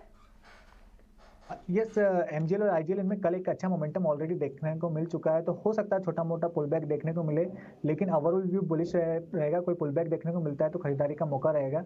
नीचे MGL की बात करें तो 1055 एक इमीडिएट सपोर्ट लेवल नजर आता है। अगर ये होल्ड करता है तो वापस से शायद ये 1120 रुपये तक जाने की अप्रोच करेगा। ओके कुछ और ब्रेकआउट स्टॉक्स भी देख लेते हैं जिनमें अच्छे पैटर्न्स थे। नज़ारा टेक के मार्केट आज के बाद नंबर्स आए थे और कल मार्केट आज क्लोज होते के साथ ही वहाँ ब्रेकआउट पैटर्न अच्छे थे और साथ ही बिरला सॉफ्ट के भी नंबर्स अच्छे थे। उसके बाद बाजार ने उसे खरीदा भी, लॉन्ग्स वहाँ भी बने हुए हैं। क्या ये दोनों स्टॉक्स में आज मूवमेंट आ सकती है? Birla soft follow up buying Birla soft में और नज़ारा टेक में बाइंग कुछ? देखिए नज़ारा टेक में हमने काफी शार्प प्रॉफिट बुकिंग देखी थी ऊपरी इस तरह से, तो मैं इसमें थोड़ा सा वेट करूंगा। डेफिनेटली रिजल्ट्स के चलते अप मूव आ सकता है, तो 615 के लेवल्स जो हैं कल के हाई इनको ये रिटेस्ट कर सकता है। बट मुझे तो बेटर स्ट्रक्चर जिसका लग रहा है वो डेफिनेटली बिरला सॉफ्ट का है। बहुत ही स्ट्रॉन्ग वॉल्यूम बैक्ड एक अप मूव था, सो यहाँ पे फ्रेश एंट्री के लिए 320 और 330 के जो लेवल्स हैं ये आपके लिए एज अ टारगेट एक्ट करेंगे। 300 का जो राउंड फिगर है इसको आप अपना स्टॉप लॉस बना के चलें, तो यहाँ पे फॉलो थ्रू बाइंग क्लियरली आ सकती है given the volume that we saw yesterday. Very quickly, Reliance Industries almost 2500 आ गया। नेक्स्ट टारगेट कहां पे होगा आपके हिसाब से, अगर इस भाव पे लिया है या एक दो दिन पहले लिया हुआ है? RIL 2490। ओके सुमित, आवाज नहीं आ रही। संतोष आप बताएंगे नेक्स्ट टारगेट RIL का? रिलायंस की बात करें तो रिलायंस में मोमेंटम बना हुआ है, अपने 200 दिन के मूविंग एवरेज के ऊपर ट्रेड कर रहा है। 2500 का एक साइकोलॉजिकल हर्डल हो सकता है, बट मुझे लगता है कि ये क्रॉस करेगा, स्टॉक 2600 के लेवल तक जा सकता है, वही इसका नेक्स्ट मेजर हर्डल रहेगा। नीचे अब 2440 एक अच्छा सपोर्ट बन चुका है। राइट 2490। डायरेक्टर साहब HDFC और HDFC ट्विंस भी लेके आइए साथ में। कल HDFC नीचे आ गया था बैंक निफ्टी को लेके, लेकिन HDFC लिमिटेड ऊपर बंद हुआ था, अभी प्री ओपन रेट्स में दिखा रहा है। चलिए डिम्पी के पास चलते हैं मार्केट ओपनिंग के लिए। डिम्पी, ठीक है, इस समय बाजार जो ओपन हो रहा है उसके अंदर अगर इंपॉर्टेंट नंबर्स देखेंगे तो 18,300 के ऊपर आज ओपनिंग मिल रही है। ये इंपॉर्टेंट है कि 18,300 के ऊपर आप ओपन हो रहे हैं। अगर थोड़ी देर टिक गए तो शॉर्ट कवरिंग मार्केट के अंदर वापस लौट के आ सकती है। एडवांस डिक्लाइन ज़रूर नोटिस कीजिएगा अच्छे से, क्योंकि वहीं पे आपको एक्चुअली पिक्चर दिखेगी मार्केट में कितना दम है। 1000 शेयर बढ़कर खुल रहे हैं और करीब 250 शेयरों का आंकड़ा यानी कि 1:4 है, तो नंबर्स काफ़ी अच्छा एडवांस डिक्लाइन का। 18,300 के ऊपर निफ्टी ने ओपन किया है, पहला टिक दिखाया। और अगर आप सेंसेस देखें तो 61,900 और बैंक निफ्टी भी 43,300 के ऊपर की ओपनिंग हमको मिल रही है, तो ये गुड साइन है। और मार्केट के अंदर जो शुरुआती पार्टिसिपेशन अगर आपको मैं बात करूं तो वहां पे अगर आप चेक करेंगे तो आपको रिलायंस की आज वेटेज को नहीं भूलना चाहिए। जैसे थोड़ी देर पहले आप पता भी कर रहे थे कि रिलायंस के अंदर इस समय क्या करना चाहिए। रिलायंस 2500 के मुआने पर है, अगर ये पार होगा तो शॉर्ट कवरिंग आ सकती है। शुरुआत में करीब 3 से 4 रुपए ये आपको देता हुआ दिख रहा है। इसके अलावा जिन स्टॉक्स के अंदर आज शुरुआती तेजी देखने को मिल रही है, अगर आप उसमें देखेंगे तो ल्यूपिन के नंबर्स आए, वहां पे तेजी है। टाटा मोटर्स आज शुरुआत में थोड़ा ठीक आपको दिख रहा है। पावर ग्रिड के अंदर शुरुआती आपको बढ़त अच्छी देखने को मिल रही है। HDFC ट्विंस थोड़े साइडवेज हैं, अभी उसके अंदर ज़्यादा पार्टिसिपेशन नहीं मिल रहा। ऑटोस की सुबह हम चर्चा कर रहे थे कि ब्रेकआउट कैंडिडेट है, बजाज ऑटो उसमें से एक शामिल कर सकते हैं आप, वहाँ पे काफ़ी स्ट्रॉन्ग मूव देखने को मिल रहा है शुरुआत में ही। बजाज का एक और कंपनी है बजाज फाइनेंस, वहाँ पे करीब आधे से पौने 1% तक की आपको बढ़त देखने को मिल रही है। तो जो शुरुआती कंपनीज हैं, जो शुरुआती ट्रेड है, वो काफ़ी हद तक का बेहतर ही देखने को मिल रहा है। एडवांस डिक्लाइन अब 1200 वर्सेस 300 हो चुका है। हीरो मोटोकॉर्प भी एक ऑटो सेक्टर का एक प्लेयर है, जहाँ पे करीब आधे % के आसपास के आपको मजबूती देखने को मिल रही है। लेकिन थोड़ा बहुत प्रेशर आपको दिखेगा एशियन पेंट्स पे। शुरुआती एशियन पेंट्स में थोड़ा दबाव आता हुआ दिख रहा है। लेटेंट व्यू भी एक और कंपनी जहाँ पर आपको थोड़ा प्रेशर बनता हुआ दिखेगा। UPL के अंदर अनवाइंडिंग का प्रेशर आ रहा था कल, आज वो फिर से आधा % नीचे है। ये वो सारे शेयर्स में आपके सामने रख रहा हूँ जो थोड़े ट्रेंडिंग है। रेन इंडस्ट्रीज पोस्ट नंबर करीब 1.5% की गिरावट के साथ आज शुरुआत में आपको ट्रेड करता हुआ दिख रहा है। मैं फिर से बोलूंगा, आप एडवांस डिक्लाइन ज़्यादा इंपॉर्टेंट है, आप वो चेक करते रहिएगा और बड़े शेयर अगर पार्टिसिपेट करते हैं तो मूवमेंट मिलेगा। कल आरती इंडस्ट्रीज की मैनेजमेंट हमारे साथ थी, आज वो शेयर फिर से थोड़ा कमजोर है। गैस वाली कंपनीज ने MGL IGL ने 52 वीक हाई टेस्ट किया, लेकिन आज थोड़ा प्रॉफिट बुकिंग करवा रही हैं। आज MGL IGL के अंदर हल्का प्रेशर है। अपोलो टायर्स हल्के प्रेशर में है। PNB के अंदर 3 दिन से बैक टू बैक जो गिरावट है वो भी आप अपनी स्क्रीन पर देख पा रहे हैं। कुल मिलाकर 18,300 के आसपास आज मार्केट की ओपनिंग हुई है। मानसी, ओके, तो चलिए इस वक्त हम देख रहे हैं 18,300 के पार निफ्टी ने हरे निशान के साथ ओपनिंग दिखाई हुई है। चारों के चार index, Sensex, Nifty, bank Nifty और मिड कैप में हम देख रहे हैं खरीदारी के साथ इस वक्त कामकाज शुरू होता हुआ। आइए हमारे टेक्निकल एक्सपर्ट से जानते हैं उनका नजरिया, मार्केट ओपनिंग कैसे देख रहे हैं। कुछ बताइए, ओपनिंग में कौन से शेयर्स, कौन से स्पेसेस हैं जिस पर नजर है आपकी? जी देखिए, मेरी जो नजर जा रही है ये टाटा मोटर्स, ब्रिटानिया, ऐसे जो बड़े नाम हैं इनमें जा रही है। इसी के चलते आप देखिए इंडेक्स भी 18300 के ऊपर होल्ड करके चल रहा है। हो सकता है निफ्टी पे आपको इतना बड़ा अपसाइड ना मिले, लेकिन जो ये लार्ज कैप नेम्स हैं these might continue to perform better. 500 के ऊपर पिछले 2 दिन से टाटा मोटर्स होल्ड कर रहा है, सस्टेन कर रहा है, नाउ इट्स गेनिंग स्ट्रेंथ। मेरे हिसाब से यहाँ पे एक इंट्राडे ट्रेड भी लिया जा सकता है फॉर अ टारगेट ऑफ 515। यहाँ पे जो स्टॉप लॉस है ये आप 504 का लेके चले तो अच्छी ओपनिंग है और लार्ज कैप में ट्रैक्शन देखने मिल रहा है, which is a very good sign. Auto में तो ब्रेकआउट चल ही रहा है। बजाज ऑटो को भी लेके आए डाक्टर साहब। Bajaj auto two wheeler pack beaten down two wheeler में सबसे ज्यादा तेजी पकड़ चुका है वो। ये देखिए आज भी 45 रुपए ऊपर डेज है। इसका एक महीने का ग्राफ देखिए, आपको बड़ा पैसा बनता हुआ नजर आया। ये मीठे मीठे चलता रहा, लोग टाटा मोटर्स पे फोकस करते रहे, लेकिन टू व्हीलर जो बीटन डाउन था उसमें बजाज ऑटो ने रफ्तार पकड़ ली। संतोष, अगर बजाज ऑटो में हाल ही में पोजीशन ली गई है, क्योंकि ये बहुत तेजी से चला है कम समय में, ये वन साइडेड राइजिंग ग्राफ नहीं है, तो कहां पे स्टॉप लॉस लगा के राइड करनी चाहिए? यस, इस स्टॉक की बात करें तो साइलेंट मूवर रहा है। यस, इस स्टॉक की बात करें तो साइलेंट मूवर रहा और काफी अच्छा अपसाइड इसने दिखाया है और अभी भी मोमेंटम बना हुआ है। तो ऐसे ट्रेडर आप अपना स्टॉप लॉस ट्रेल करते चले, अब आपका स्टॉप लॉस हो जाना चाहिए 4490 पर, और ऊपर के जो टारगेट आ रहे हैं अभी इमीडिएटली 4650 के टारगेट मुझे नजर आते हैं। तो व्यू मोमेंटम बुलिश है, बने रहना चाहिए, आप अपना स्टॉप लॉस ट्रेल करते चले। एक स्टॉक पे भी नजर है पिडिलाइट पे, इसके रिजल्ट्स कमजोर आए थे लेकिन उसके बावजूद भी स्टॉक ने मोमेंटम पकड़ा है। शायद अभी एक अपडेट भी आया है कि ये पेंट बिजनेस में आ रहे हैं और इसी वजह से शायद आज ये आउट परफॉर्म कर रहा है। एशियन पेंट में प्रेशर देखने को मिल रहा है और ब्रांड का भी बड़ा इंटरेस्टिंग नाम नजर आ रहा है, हाइसा करके इन्होंने एक ब्रांड लॉन्च किया आई थिंक पेंट में। तो ये देखना होगा कि यहाँ से शायद इसमें एक वापस से मोमेंटम बनता दिखाई दे सकता है। की बात पकड़ ली। पिडिलाइट में कल से ट्रैक कर रहा हूं, इनफैक्ट कल इंट्राडे पिडिलाइट ने 3% का रिबाउंड दिया है। वीक रिजल्ट्स, माइल्ड मिस कह लीजिए, लेकिन कमेंट्री में तेजी थी और कल बीटीएसटी भी करके गए हैं काफी इंस्टीट्यूशंस, आज 1.5% ऊपर और छोड़ नहीं रहे। तो कल इंट्राडे एक्चुअली बाइंग शुरू हो गई थी, अभी भी 2.5% ऊपर अब आपको नजर आ रहा है। राहुल शर्मा भी आ गए हमारे साथ। Rahul, good morning. राहुल, ये देखिए बहुत जबरदस्त कमेंट्री आई है, उसी की वजह से घूमा है, रिजल्ट लोगों ने एक बार के लिए इग्नोर कर दिया। राहुल, मैं आपसे पहले आपके ट्रेडिंग आइडियाज जानना चाहूंगा, जिस तरह से बाजार में ओपनिंग हुई है, उसके बाद स्पेसिफिक स्टॉक से बात करेंगे। Good morning Ajay ji. देखिए निफ्टी में 18300 के ऊपर अटेम्प्ट किया है। मेरे हिसाब से अगर हम 15-20 मिनट आधा घंटा यहाँ पर सस्टेन हो जाते हैं तो मेरे हिसाब से निफ्टी के अंदर कल का हाई निकालने की कोशिश होगी। ओवरऑल निफ्टी का सेटअप यहाँ पर ठीक ठाक है। बैंक निफ्टी में डेफिनेटली थोड़ा प्रेशर है। आई थिंक यहाँ पर फार्मा एक ऐसा इंडेक्स है जहां पर क्लियरली एक स्ट्रेंथ बनी हुई है और उसमें से सिंजीन का सेटअप हमें यहाँ पर काफी बेहतरीन दिखाई देता है। एक बुलिश पोलन फ्लैग पैटर्न बना हुआ है सिंजीन में और लगातार पिछले 4 से 5 सेशन से हायर लो का सेटअप यहाँ पर बना हुआ है। मेरे हिसाब से सिंजीन को यहाँ पे बाई किया जा सकता है। तकरीबन 750 से लेकर 775 तक के टारगेट्स मुझे लगता है आने वाले 5 से 6 सेशन में सिंजीन में आते हुए दिख सकते हैं। तो सिंजीन को बाय करके चलने की राय रहेगी। 670 का एक स्टॉप लॉस बताना चाहूंगा। सिंजीन में जब से इंजेक्शन लगाया ना सीरम का 15 दिन पहले इन्होंने सीरम ने इसमें पैसा इन्फ्यूज किया, आपने ध्यान दिया था, $300 मिलियन, और उसके बाद से सिंजीन में एक ग्रोथ का इंजेक्शन लग गया। हाँ। इनफैक्ट मीठे मीठे में बायोकॉन भी चल गया है। हाँ। अगर आप 1.5 महीने में देखें 200 वाला करीब 250। राहुल, बायोकॉन का पे कोई व्यू? जी देखिए बायोकॉन में भी यहाँ पर अटेम्प्ट है, एक अच्छा बेस बनाकर स्टॉक ने रिवर्सल दिया है और 200 दिन का जो मूविंग एवरेज तकरीबन 260 के आसपास है।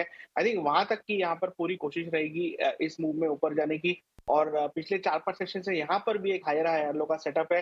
मेरे हिसाब से सिंपली एक 240 का स्टॉप लॉस लगाकर लॉन्ग पोजीशन लीजिए। 260 तक मुझे लगता है कि यहाँ पर बायोकॉन में भी हमें तेजी देखने को मिल सकती है। बायोकॉन में सिंजीन बायोकॉन पे ये व्यू था। अगर हम बात करें कि ऑटो पैक में बजाज ऑटो अच्छा चल रहा है तो बजाज फाइनेंस की भी अच्छी मूव चल रही है।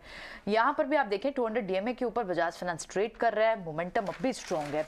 क्या राहुल बजाज फाइनेंस को भी फर्दर राइड करना चाहिए?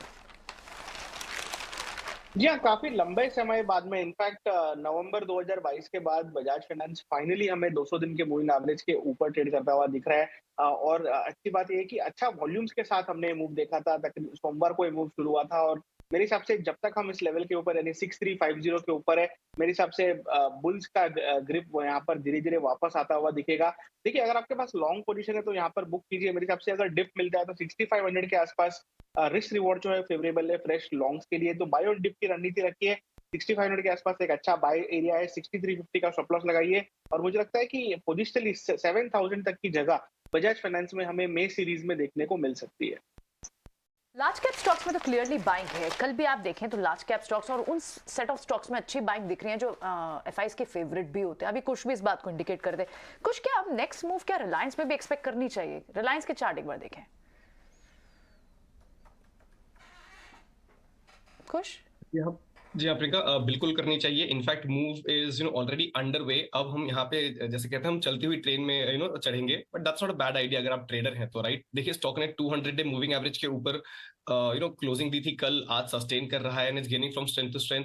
तो मेरे हिसाब से यहाँ पे एक डेफिनेटली ट्रेडिंग के लिहाज से भी बाय पोजीशन बनता है। मेरे लिए जो टारगेट्स यहाँ पे निकल के आएंगे वो 2550 एंड 2580 के जो जोन्स हैं इनके करीब निकल के आएंगे। जो मैं स्टॉप लॉस लेके चलूंगा ये 2480 2475 के जो जोन्स हैं इनके आसपास। एक क्विक वर्ड देना चाहूंगा अगेन ऑन टाटा मोटर्स, जो हमने करीब 5 मिनट पहले डिस्कस किया था कि भाई 515 के स्टॉप लॉस से बाय करें। 513 के करीब ऑलरेडी हाई मार चुका है, 508 के लेवल्स पे हमने डिस्कशन किया था। सो अगर किसी ने देखा हो सुना हो तो मैं कहूंगा ट्रेडिंग स्टॉप लॉस के साथ इसे अब भी होल्ड करके चलें। तो चलिए ये राय आपको रिलायंस पर मिलती हुई। इस बीच सुमित, आपसे एक क्विक क्वेश्चन पूछना चाहेंगे। सीमेंट प्लेयर्स में जहां पर हैवी वेट्स हैं, हम देख रहे हैं हैवी वेट्स में आज इतना एक्शन नहीं, लेकिन मिड कैप सीमेंट प्लेयर्स में मजबूती अब भी जारी है। मिड कैप सीमेंट काउंटर्स को देखें और इनफैक्ट जेके लक्ष्मी सीमेंट, जेके सीमेंट, नुवोको, विस्तास, इन सब स्टॉक्स में अच्छे खासे एक्शन के साथ मूव्स नजर आ रहे हैं।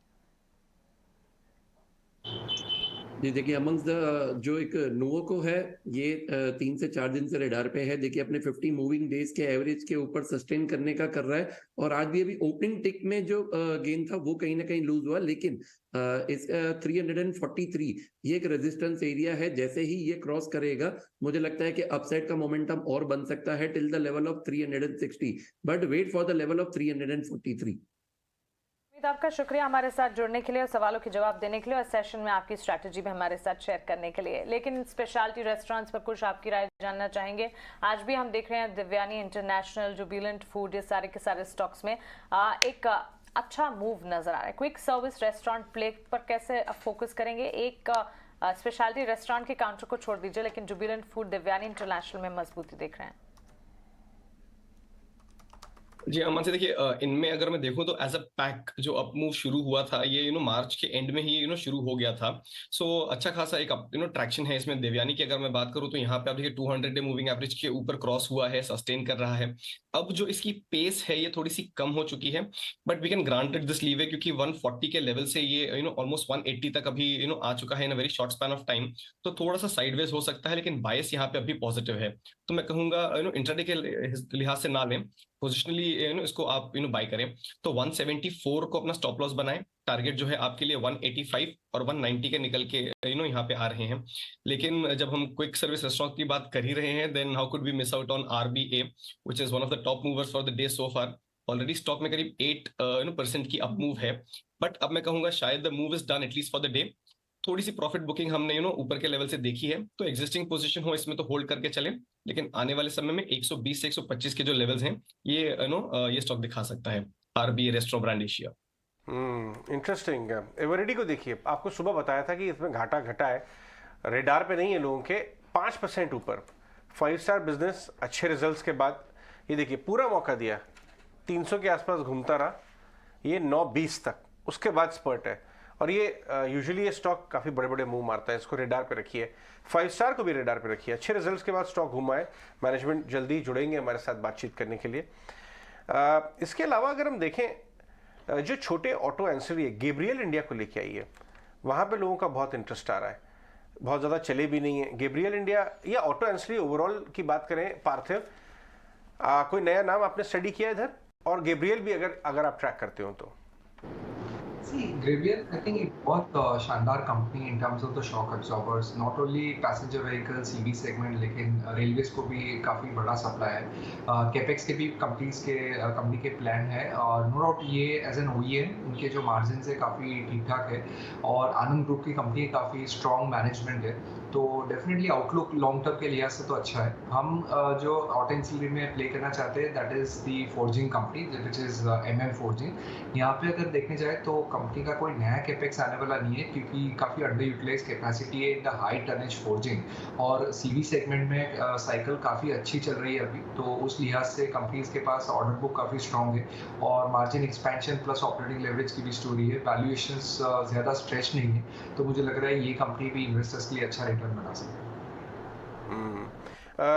एक कॉमनैलिटी देखी हमने 5 स्टार बिजनेस, ऑफ कोर्स तो रिजल्ट आया था, सैटर्न क्रेडिट, ये सबके 3 महीने का ग्राफ दिखाइए डायरेक्टर साहब। 5 स्टार 3 महीने का ग्राफ, 3 महीने का ग्राफ दिखाइए डायरेक्टर साहब। सैटर्न क्रेडिट 3 महीने का ग्राफ, ये देखिए 3 महीने में 12%। 5 स्टार 3 महीने में फ्लैट टू नेगेटिव, एक्चुअली इसमें जगह है अभी, कहने की बात है। स्पंदना स्फूर्ति 3 महीना, स्पंदना स्फूर्ति 20% रिटर्न। अब आप लेके आइए यूग्रो कैपिटल 3 महीना।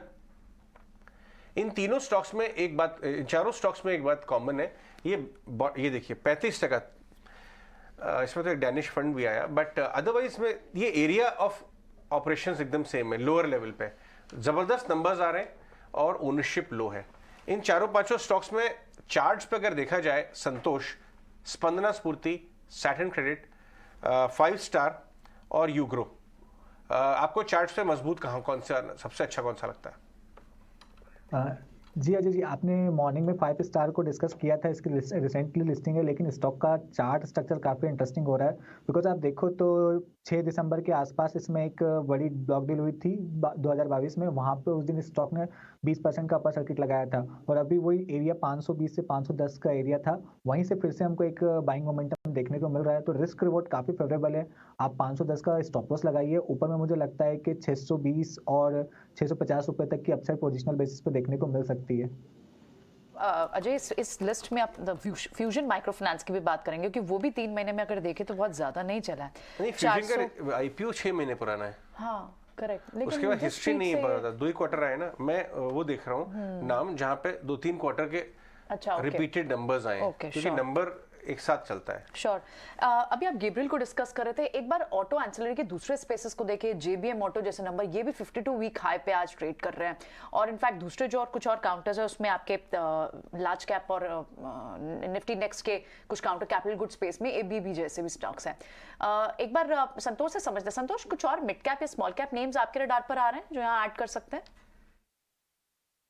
तो स्मॉल कैप की बात करें तो रिसेंटली हमने एक लिस्टेड पेयर है सुला वाइनयार्ड, इसमें भी स्टॉक की बात करें तो IPO के बाद इसने जो हाई लगाया था 430 के आसपास का, वो ब्रेकआउट आते नजर आ रहा है, तो उस पर नजर रखना चाहिए। और ऑटो स्पेस में बात करें तो मुझे सुंदरम फास्टनर काफ़ी अच्छा लगता है। सुंदरम फास्टनर की बात करें तो ये स्टॉक एक स्ट्रॉन्ग बुलिश मोमेंटम में और स्टॉक में कंसोलिडेशन का ब्रेकआउट आया है, तो इस स्टॉक को जरूर पोर्टफोलियो में रखना चाहिए। नीचे 1035 एक स्ट्रॉन्ग सपोर्ट है, वो स्टॉप लॉस रखिए। ऊपर में मुझे लगता है 1200 रुपये तक की अपसाइड देखने को मिल सकती है। चलिए, ये राय आपको मिलती हुई, लेकिन रिलैक्सो फुटवेयर के चार्ट्स देखें, एक तो कंपनी के नतीजे भी आने वाले हैं और इसके अलावा भी अगर आप फुटवेयर स्टॉक्स को देखेंगे, अजय लगातार हम डिस्कस भी करते हैं फुटवेयर स्पेस में, बाटा भी आज चल रहा है, रिलैक्सो फुटवेयर में भी अच्छी मजबूती, इवन बिफोर द रिजल्ट्स हम देख रहे हैं रिलैक्सो फुटवेयर ऑलमोस्ट 2%। रिलैक्सो में जब से चलने लगा, जब से वो बड़े फंड जो बेच के गए, आपकी ये बात याद आ जाती है, चप्पल रिवर्स एक्शन हो रहा है। रिवर्स नहीं, बट एक बड़ा सेलर जब खत्म होता है ना, उसके बाद बाइंग आती भी है। हाँ, मे बी बिकॉज़ अपॉर्चुनिटीज खुलती हैं फॉर द मार्शल एग्जिट किया, उसके बाद से स्टॉक चलने लगा। चलिए एक चार्ट चेक लेते हैं। संतोष, रिलैक्सो फुटवेयर देखिए नतीजे आज उससे पहले चल रहा है। यस, स्टॉक की बात करें तो स्टॉक में एक बहुत हेवी फॉल देखा था हमने, स्टॉक हेल्दी करेक्शन दिखा चुका था, लेकिन अब क्लियरली एक बॉटम आउट होने के सिग्नल दे रहा है। एक classical cup and handle formation बनते हुए नजर आ रहा है स्टॉक में, और जैसे ही 860 के लेवल को क्रॉस करेगा हमको एक मोमेंटम बढ़ते दिखेगा। बीच में एक इंटरमीडिएट हर्डल रहेगा 900 रुपये के आसपास, जो इसका 200 दिन का मूविंग एवरेज है, बट मुझे लगता है वो क्रॉस हो जाएगा और आने वाले स्टॉक में हमको 1000 प्लस के लेवल फिर से देखने को मिल सकते हैं।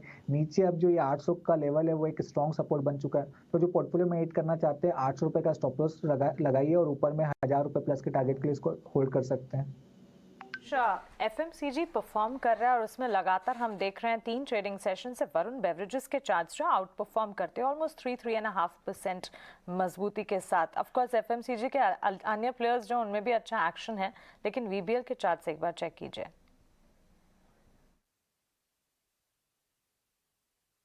के लिए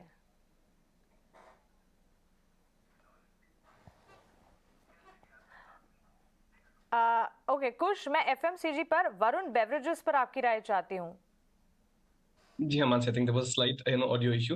बिल्कुल देखिए, there is no two ways about it. Stock में अच्छा खासा ट्रैक्शन है, बना हुआ है। At the risk of comparing with the biggies, ये बिल्कुल आईटीसी जैसा मूव कर रहा है, कहीं इसमें क्रैक आ ही नहीं रहा। आप देखिए, अगर मैं साल के शुरुआत से देखूं, रादर फेब से देखूं, तो इसने अपने 20 डे मूविंग एवरेज को भी कहीं कन्विंसिंगली ब्रेक नहीं किया है। हल्की सी डिप आती है, वो बाइंग अपॉर्चुनिटी के तौर पे ही साबित होती है। And the good thing is कि इतने अच्छे अपमूव के बाद भी ये ओवर हीटिंग से काफी दूर है। सो मेरे हिसाब से यहाँ पे आप ट्रेडिंग के लिहाज से भी लेना चाहें तो एक फ्रेश एंट्री ले सकते हैं। 1600 के टारगेट्स के लिए प्ले करें। स्टॉप लॉस जो है आपका 1530 1525 के जो जोन्स हैं इसके हिसाब से लेके चलें।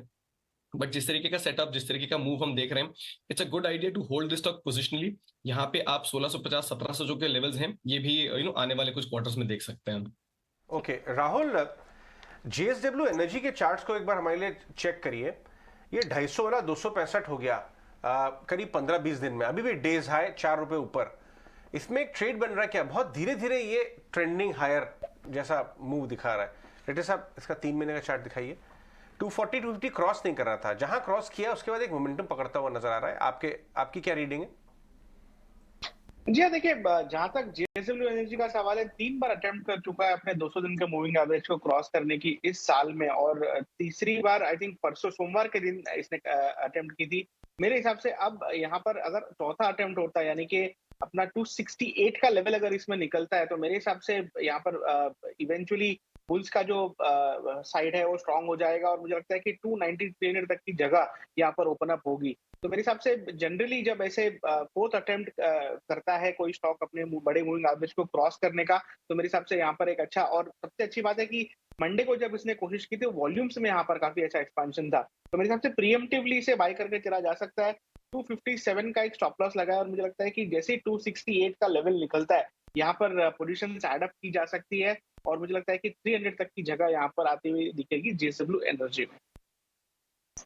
बाजार क्या थोड़ा एफएमसीजी की तरफ, डिफेंसिव्स की तरफ टिल्टेड हो रहा है? क्योंकि बैंक्स तो देखिए जो गेन्स थे वो रोड हो गए हैं, और आप पिछले कुछ मिनटों में देखें तो आईटीसी में, नेस्ले में, ब्रिटानिया में और एचयूएल में, इनमें बाइंग देखने को मिल रही है। क्या राहुल थोड़ा सा डिफेंसिव प्ले भी रखना चाहिए? कोई एफएमसीजी प्ले आपके रडार पे? जी हाँ, बिल्कुल। देखिए यहाँ पर मार्केट डेफिनेटली एक सप्लाई जोन के आसपास ट्रेड कर रहा है, और यहाँ पर डिफेंसिव में जाना बेहतर रहेगा। देखिए डिफेंसिव में मुझे लगता है कि यहाँ पर आईटी की तरफ फोकस करना चाहिए। आईटी में एक अच्छा स्ट्रेंथ हमने देखा था कल के सेशन में, और मुझे लगता है कि आज भी कंटिन्यू होगा। टाटा एलेक्सी का चार्ट यहाँ पर बहुत बेहतरीन लगता है। कल के सेशन में बहुत ही जबरदस्त वॉल्यूम्स और डिलीवरी क्वांटिटी के साथ स्टॉक ने 200 दिन का मूविंग एवरेज निकाला है। मेरे हिसाब से टाटा एलेक्सी में तकरीबन 7,500 से लेके 7,700 तक के लेवल्स यहाँ पर आते हुए दिख सकते हैं। तो पोजिशनली मुझे लगता है कि टाटा एलेक्सी में यहाँ पर एक बड़ा रिवर्सल है, और यहाँ पर मोमेंटम खास करके जो एक क्रूशियल एवरेज निकला है स्टॉक के अंदर, बुल्स के फेवर में रहना चाहिए। तो 6950 के स्टॉप लॉस से बाय करने की राय रहेगी टाटा एलेक्सी को। 7,500 7,700 तक के टारगेट्स में लगता है कि दिखने को मिल सकते हैं। ओके तो चलिए राय टाटा एलेक्सी पर, और इनफैक्ट टाटा एलेक्सी पिछले 2 ट्रेडिंग सेशन से हम देख रहे हैं, इवन परसों क्लोजिंग में से हमने हाईलाइट किया था जहां पर एक ब्रेकआउट आता हुआ नजर आ रहा है। चलिए आगे बढ़ते हैं और रेमंड की तरफ अपनी नजर डालते हैं। कल उनके रिजल्ट्स आए और आज मैनेजमेंट जुड़ रहे हैं हमारे साथ, थोड़ा प्रॉफिट टेकिंग कर रहा है, लेकिन ये मत भूलिए कि पिछले 1 महीने में 35% स्टॉक चला हुआ है। अमित अग्रवाल जुड़ रहे हैं हमारे साथ, ग्रुप सीएफओ रेमंड के। अमित, बहुत बहुत शुक्रिया आज हमसे बात करने के लिए। सबसे पहले जो खास तौर पे हमने बात देखी पहले इस वाले क्वार्टर में, वो थी कॉर्पोरेट रिस्ट्रक्चरिंग जो अभी आपने हाल ही में अनाउंस की है, और आपने ये भी बताया था हमें पिछले अपने इंटरेक्शन में कि ये साल आपका फंडामेंटल्स के हिसाब से भी रिकॉर्ड ईयर होगा, उसी डायरेक्शन में आया है। यहां से बताइए ग्रोथ आपको कितनी नजर आती है? जी, ये बहुत अच्छी बात है कि आपको उस तरीके से पूरी याद है। हम लोगों ने जब पिछले साल 22-23 में शुरू किया था, तो हमारे जो प्लान्स थे उसको देखते हुए हम क्लियर थे कि ये हमारा रिकॉर्ड वर्ष रहेगा।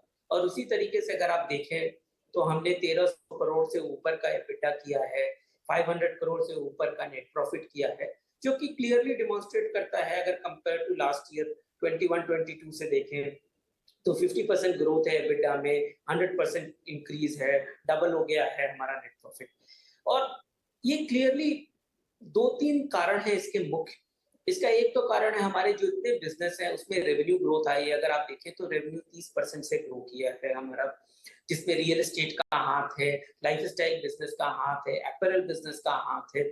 और सबसे बड़ी बात ये होती है कि जो हमने कॉस्ट कंट्रोल की शुरू में बात करी थी, जो कि कोविड के समय हमने अच्छा कॉस्ट कंट्रोल दिखाया था, वो हम कोई तरीके से सस्टेन कर पा रहे हैं। उस कारण से ये हमको अच्छी प्रॉफिटेबिलिटी देखने को मिली। साथ में हमने जैसे ये भी बताया था कि हम वर्किंग कैपिटल के ऊपर भी कंट्रोल करेंगे, जिसके कारण हम कैश फ्लो को कंट्रोल करके हमारा जो नेट डेट है वो भी हम 400 करोड़ से इस वर्ष में रिड्यूस कर पाए हैं। तो हमारा नेट डेट भी 700 करोड़ के नीचे हो गया है। और अगर देखें तो पिछले 3 साल में करीब 3 साढ़े 3 साल में 2400 करोड़ से लेकर हम आराम से 700 करोड़ पे डेट पे आ गए हैं। तो हमारा जो आगे फ्यूचर है वो हम क्लियरली देखते हैं कि अभी जो हमने जिस तरीके से ट्रांजैक्शन किया, कंपनी को नेट डेट फ्री कर दिया है, उस तरीके से हमारे पास एक काफी अच्छी ग्रोथ अपॉर्चुनिटी दिखती है कि हमारा लाइफस्टाइल का जो ग्रोथ है वो अच्छा रहेगा। दूसरी तरफ रियल एस्टेट में हमारा जो थाने का प्रोजेक्ट है वो अच्छे चल रहे हैं। जो हम जेडीए करने की कर रहे हैं वो भी हम आगे बढ़ेंगे और इस तरीके से दोनों में हम अच्छी ग्रोथ देख रहे हैं, जो कि इवेंचुअली अगर ऑपरेटिंग लेवरेज के कारण हमारी प्रॉफिटेबिलिटी में भी ग्रोथ आती है। बिल्कुल मिस्टर अग्रवाल, कॉर्पोरेट स्ट्रक्चर में काफ़ी सारे बदलाव, स्ट्रैटेजीज में काफ़ी सारे बदलाव इस वक्त नजर आ रहे हैं और इससे ध्यान में रखते हुए वैल्यू अनलॉकिंग शेयर होल्डर्स के लिए किस तरह की देखने को मिलेगी, इस पर आप थोड़ी सी रोशनी डालें। और साथ ही नए माइलस्टोन्स कौन से हैं जो कि लाइफस्टाइल और रियलिटी बिजनेस के लिए आप सेटअप कर रहे हैं? जी बिल्कुल, अगर मैं देखूं तो 2-3 चीजें जो है कि हमारा जो 2 कंपनी सेपरेट हुई, इसमें सबसे बड़ा एक तो एडवांटेज होगा कि ये कंपनीज पूरी तरह से नेट डेट फ्री हो जाएगी। और आज जैसा कि हमारा 31 मार्च को डेट कम होके बिलो 700 करोड़ आ गया, तो बेस्ड ऑन प्रोसीड्स हमारे पास करीब 1500 करोड़ रुपए का फ्री कैश अवेलेबल रहेगा to invest behind the growth of the business. So that is going to be a big help. Second thing, going forward हमारा इंटरेस्ट कॉस्ट बहुत कम हो जाएगा, तो वो और फ्री कैश फ्लो जनरेट करेगा। हमारा लाइफस्टाइल बिजनेस, रियलिटी बिजनेस सब कैश फ्लो जनरेट करें, तो हमारी ability to grow the business becomes much more faster. Second, जो हम देख रहे हैं कि इन्वेस्टर होता है वो 2 प्रकार का इन्वेस्टर होता है। एक जिसको real estate, B2C, lifestyle business पसंद है, वो लाइफस्टाइल में इन्वेस्ट करता है, तो वो लाइफस्टाइल कंपनी में इन्वेस्ट करेगा। दूसरा इन्वेस्टर है जो कि रियल एस्टेट में इन्वेस्ट करता है, वो रियल एस्टेट में। तो पहले जो हमारी कंपनी थी रेमंड लिमिटेड, उसमें दोनों बिजनेसेस साथ में थे, तो शायद थोड़ा इन्वेस्टर्स को चैलेंज रहता था। बट अभी दोनों सेपरेट फोकस्ड बिजनेस है, प्योर प्ले बिजनेस है, नेट डेट फ्री बिजनेस है, जो कि एक बड़ी अपॉर्चुनिटी क्रिएट करता है इन्वेस्टर के लिए। एक तो वो बात हुई। दूसरे, जहां तक हमारा बिजनेस प्रोस्पेक्ट का ग्रोथ का सवाल है, हम अगले 3 से 5 साल में मिड टीन्स लेवल में ग्रोथ देखते हैं इन द लाइफस्टाइल बिजनेस और 20% प्लस ग्रोथ देखते हैं हम अपने रियल एस्टेट बिजनेस में। काफी रॉबस्ट नंबर है आपने डिफरेंट वर्टिकल्स के लिए जो अपने ग्रोथ टारगेट्स बताए। एक चीज और अच्छी जो हुई है मिस्टर अग्रवाल, क्योंकि हमने देखा कि आपके EBITDA मार्जिन्स काफी अच्छे इंप्रूव हुए हैं इस क्वार्टर में। Of course raw material prices का ईज मिला आपको, क्या और दूसरे फैक्टर्स हैं इस रिकवरी के पीछे?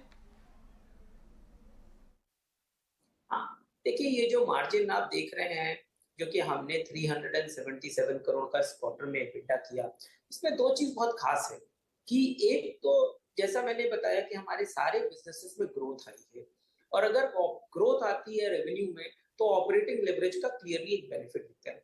दूसरा, जो हमारा टाइट कंट्रोल है कॉस्ट के ऊपर, उसके कारण भी क्या होता है कि रेवेन्यू जिस प्रोपोर्शन में बढ़ता है उस प्रोपोर्शन में कॉस्ट नहीं बढ़ती है, जिसके कारण वो मार्जिन को एक्रेटिव बनाता है।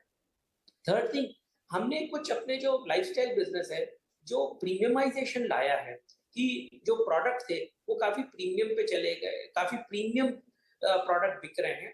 और सेकंड थिंग, जो हमको एक नजरिए से देखा जाता था कि हम बहुत फॉर्मल ब्रांड है, वो भी हमने थोड़ी इमेज चेंज करी है। अब हमारे पास काफी कैजुअलाइजेशन हो गया है, तो जितनी हमारी अपैरल ब्रांड है उसमें almost 30 to 40% differing upon brand to brand हमने कैजुअलाइजेशन लॉन्च किया है, जो कि बहुत हेल्प कर रहा है। और एक और बहुत इंपॉर्टेंट पॉइंट ये है कि जो दिखता है वो बिकता है। तो अगर आप ये देखें तो हम लोगों ने अभी एडवर्टीजमेंट काफी शुरू किए हैं। जैसे कि आप लोगों ने शायद देखा होगा कि आईपीएल में हमारे काफी एड्स आ रहे हैं, और अभी वेडिंग सीजन है मई और जून में कुछ, तो लोग देखते हैं कि किस तरीके से शादियों में सूट पहने जाते हैं, क्या क्या डिफरेंट प्रोडक्ट्स हमारे पास हैं, उस तरीके से भी हमको काफी बेनिफिट देखने को मिल रहा है। ऑलराइट, बहुत बहुत शुक्रिया अमित आज हमसे बात करने के लिए। चलिए आगे बढ़ते हैं और बाजार के ऊपर एक बार व्यू डाल लेते हैं। राहुल शर्मा और हमारे सारे पैनलिस्ट भी इस समय जुड़ रहे हैं। इंट्राडे लेके आइए निफ्टी और bank Nifty. PSU banks intraday bank Nifty और निफ्टी लेके आइए। इंट्राडे, एक महीने का नहीं, इंट्राडे अभी तक का जो है, पहले आधे घंटे का ट्रेड हुआ है, वहां पे देखते हैं पीएसयू बैंक बाजार के ऊपर थोड़ा दबाव बनाते हुए नजर आ रहा है। ये देखिए 2% इंडेक्स नीचे है। पीएसयू बैंक्स के लूजर्स की लिस्ट निकाल के लाई है।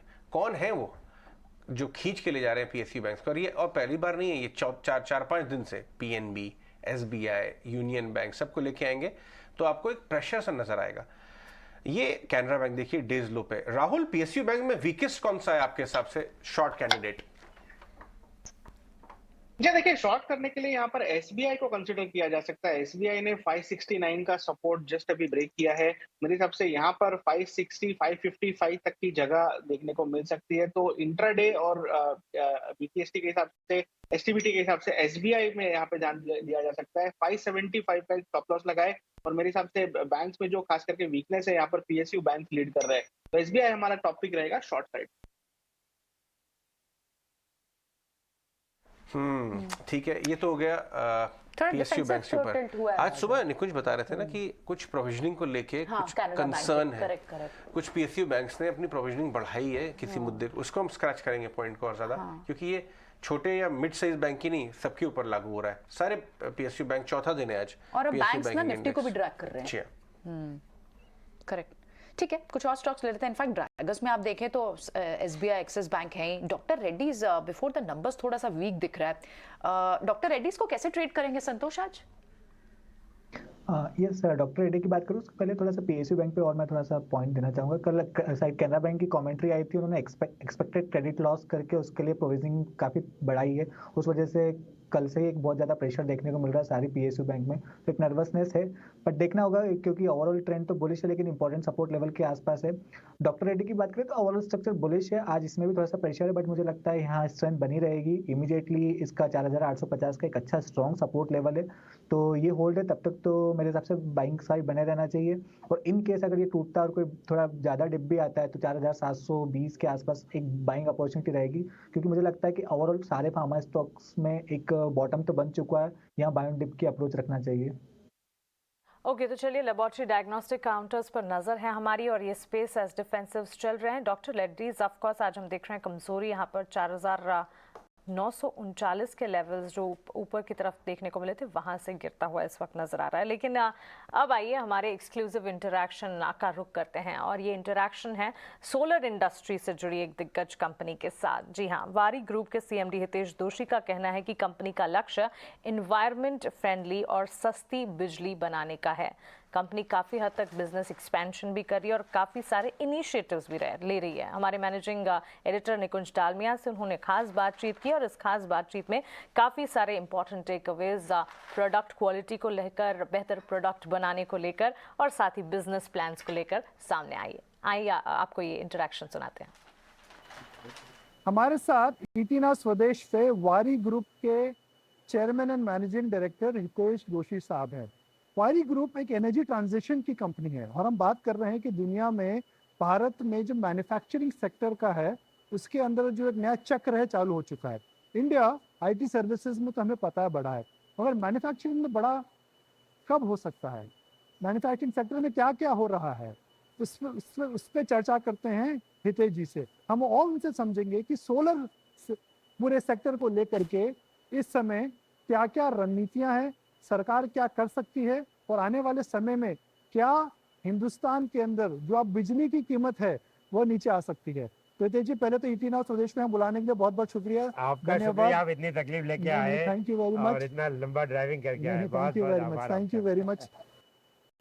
इंडिया की जो एक इमेज है वो है कि भाई हम आईटी एक्सपोर्टर में बड़े हैं, हम सॉफ्टवेयर एक्सपोर्ट करते हैं, पर मैन्युफैक्चरिंग के अंदर हम चीज़ इंपोर्ट करते हैं। मगर वारी ग्रुप में ऐसा नहीं है। आप एक टेक्नोलॉजी इंडस्ट्री में है जो कि टेक्नोलॉजी डोमिनेटेड है, और आपका 70% से ज़्यादा रेवेन्यू एक्सपोर्ट से आता है। तो ऐसा आप क्या कमाल करते हैं? सबसे पहले तो जो चीज़ हम बनाते हैं वो इंडिया के लिए नहीं बनाते, सारी दुनिया के लिए बनाते हैं। तो नेचुरली दुनिया के जो भी ग्राहकों की जो ज़रूरतें है उसको देख के ही पूरा प्रोडक्ट डिज़ाइन होता है। और पर्टिकुलरली सोलार में हम लोग 2007 में आए। ऐसे में मैन्युफैक्चरिंग में 1989 से हूँ। प्रेशर गेज थर्मामीटर जो हम बनाते थे वहाँ भी 60% हम लोग एक्सपोर्ट करते थे। तो कल्चर इस कंपनी का आप ये कह सकते हैं कि प्रोडक्ट ऐसा बनाओ जो सारी दुनिया में चले, ये एक कल्चर रहा है। और उसके लिए जो कुछ करना पड़े, सर्टिफिकेशन, अप्रूवल, टेस्टिंग, आज हम लोगों ने इंडिया की सबसे बड़ी टेस्टिंग लैब इन हाउस बनाई है, जो शायद दुनिया की किसी मैन्युफैक्चर के पास NABL एक्रेडिटेड लैब हो, ऐसी अकेली कंपनी है। तो ऐसी काफ़ी चीज़ें अगर आप कर लो तो आप दुनिया के लिए प्रोडक्ट बनाइए, कोई इश्यू नहीं है, वो हमारा अनुभव है। जो सोलर सेक्टर रहा है, इसके अंदर हम कई एक तो बड़ी अपॉर्चुनिटी देख रहे हैं, मगर हम दूसरी तरह देख रहे हैं कि इस सेक्टर के अंदर काफ़ी चेंजेस हो रहे हैं। पॉलिसी लेवल पे चेंजेस हो रहे हैं, एक्सपोर्ट लेवल पे चेंजेस हो रहे हैं। तो इस सेक्टर के बारे में थोड़ा बताइए, क्या हो रहा है यहाँ पे? सबसे पहले कि सूरज से बिजली बनाकर वो सबसे सस्ती हो सकती है, सबसे जल्दी पावर प्लांट लग सकता है, और हम एनवायरनमेंट को ग्रीन भी ज़्यादा कर रहे हैं। ये समझ लोगों में एक साथ बहुत ज़बरदस्त आ गई है। लोगों ने समझ के इसका इम्प्लीमेंटेशन शुरू कर दिया है। तो नेचुरली जब डिमांड बढ़ती है, कॉस्ट डाउन होती है, तो टेक्नोलॉजिकली प्रोडक्ट वैसे डेवलप होना शुरू होता है। और वो एग्जैक्टली सोलर इंडस्ट्री में हुआ। जब मैं आया तब सोलर की बिजली 17-18 रुपए में हम लोग बेच रहे थे, सोलर की 2008-9 में। इवन 2010 में गुजरात में उस वक्त जो डेवलपमेंट हुआ, पहला पॉलिसी जो आया, तो 12-13 रुपए की बात थी। आज वो बिजली आप देख रहे हैं 2 रुपए से लेकर 2 रुपए 80 पैसे के बीच में लास्ट 3-4 सालों में हमने टेंडर्स देखा है। इससे ये हुआ कि पूरी वैल्यू चेन पे प्रेशर आया कि और आप क्या अच्छा कर सकते हो जिससे सोलर का उपयोग और बढ़े, और ये सबसे बड़ा चेंज हुआ। तो आप जब बिजली 12 से 13 रुपए में बेचते थे, क्योंकि आप सोलर पैनल मैन्युफैक्चर करते हैं, उसकी डिमांड और उसका जो कॉस्टिंग का अलग था जी। अब जो बिजली आप बेच रहे हैं सोलर में 2.5 से 3 रुपए में बेच रहे हैं, तो उसकी डिमांड और जो प्रोडक्ट की जो कॉस्टिंग होगी वो चेंज हो जाएगी। तो इस गिरते हुए सिनेरियो में एक आप प्रोडक्ट मैन्युफैक्चरर हैं, जी। आप कैसे सस्टेन करेंगे? जिस इंडस्ट्री में हम लोग हैं उसमें एक चीज़ बहुत क्लियर है कि यहाँ 2 या 3 साल में टेक्नोलॉजी को चेंज होना है। नंबर 1। नंबर 2, जो कॉस्ट आनी है उसको नीचे लेके आनी है। तो पूरा जो हमारा बिजनेस मॉडल बनता है वो इसी तरह से बनता है कि अगले 3 साल के बाद, जैसे आप इलेक्ट्रॉनिक इंडस्ट्रीज में कहो कि अभी ये मॉडल आ गया, इसके बाद का वर्जन रेडी होना चाहिए, वो एग्जैक्टली सोलार में अभी चल रहा है। और उसमें वारी फोरफ्रंट पे रहा है। अगर आप देखें तो इंडिया में पहले मैन्युफैक्चर है जिन्होंने सोलार में आज 200 से ज़्यादा नए प्रोडक्ट हमने यहाँ दिए हैं, अलग अलग एप्लीकेशंस के लिए, अलग मार्केट के लिए। इस इंडस्ट्री के अंदर दबदबा चाइना का रहा है जी, और हम ये समझ रहे हैं कि ग्लोबली चाइना +1 की पॉलिसियां आ रही हैं। हाँ। तो क्या उसकी वजह से आपका बेनिफिट हुआ? कितना बेनिफिट हुआ? डेफिनेटली बेनिफिट हुआ, क्योंकि इंडिया की बात करें तो इंडिया में 95% सोलर पैनल्स चाइना से आ रही थी। सरकार ने जो पॉलिसियां बनाई है, 95% यूएस में चाइना से आ रही है। इंडिया में अच्छा, और सारी दुनिया में आज भी सारी दुनिया की 95% सोलर वेफर चाइना में बनती है। तो make in India policy I, United states में फोर्स लेबर के एक्ट आए, एंटी डंपिंग पॉलिसीज आई, उससे डेफिनेटली सारी दुनिया को, खाली इंडिया को नहीं, वियतनाम को भी फायदा हुआ, टर्की को भी हुआ और जर्मनी को भी हुआ। सारी दुनिया को ये फायदा हुआ। इंडिया में इंडियन मैन्युफैक्चरर्स को फायदा हुआ मेक इन इंडिया की डिमांड बढ़ने से। और डेफिनेटली वारी 15 साल से इसमें है। जब हम आए तब तो इंडिया में कोई सोलर नहीं था, तो उसका बेनिफिट भी वारी को स्केल का मिला।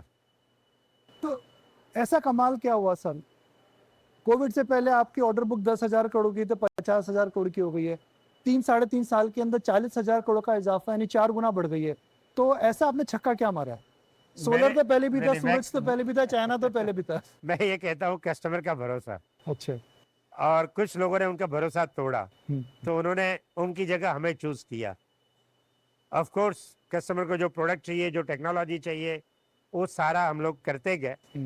बैंकेबिलिटी चाहिए, अगर आप उनके बैंक के वाइट लिस्ट में आप नहीं हैं तो आपको काम नहीं मिलता है।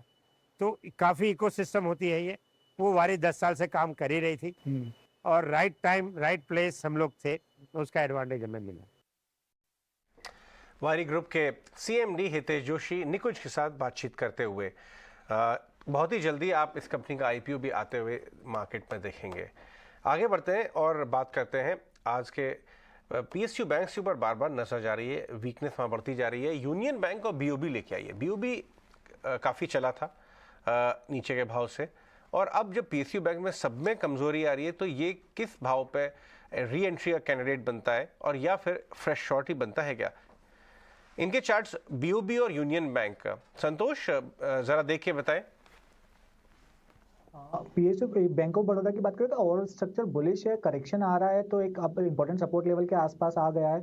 172 रुपये 50 पैसे के आसपास इसका 100 दिन का मूविंग एवरेज है और करीबन 170 रुपये के आसपास 50 दिन का मूविंग एवरेज है। तो 172 से 170 का एरिया है जो इसके लिए एक सपोर्ट जोन है। तो जो एग्रेसिव ट्रेडर से प्रीएम्प्टिव ट्रेड लेना चाहता है तो 169 के स्टॉप लॉस से खरीदारी कर सकता है, या बेटर होगा अगर प्रेशर में है तो अवॉइड कर सके। लेकिन अगर किसी को खरीदना है तो इस लेवल में खरीदारी कर सकते हैं विद स्टॉप लॉस ऑफ 169। चलिए राय बैंक ऑफ बड़ौदा पर, लेकिन इस वक्त बाजार में गिरावट और ज्यादा गहराती हुई नजर आ रही है। एक स्टेबल शुरुआत के बाद इस वक्त लाल निशान में लुढ़कता हुआ निफ्टी और बैंक निफ्टी करीब 200 अंकों की बिकवाली बैंक निफ्टी में नजर आएगी 42,990 के लेवल्स और 18,237 के आसपास, यानी 18,300 के ऊपर खुलने के बाद हम देख रहे हैं गिरावट हावी होती हुई निफ्टी में भी। एक छोटे से ब्रेक के लिए रुक रहे हैं, ब्रेक के उस पार 10 के बाजार का रुख करेंगे। आप बने रहें।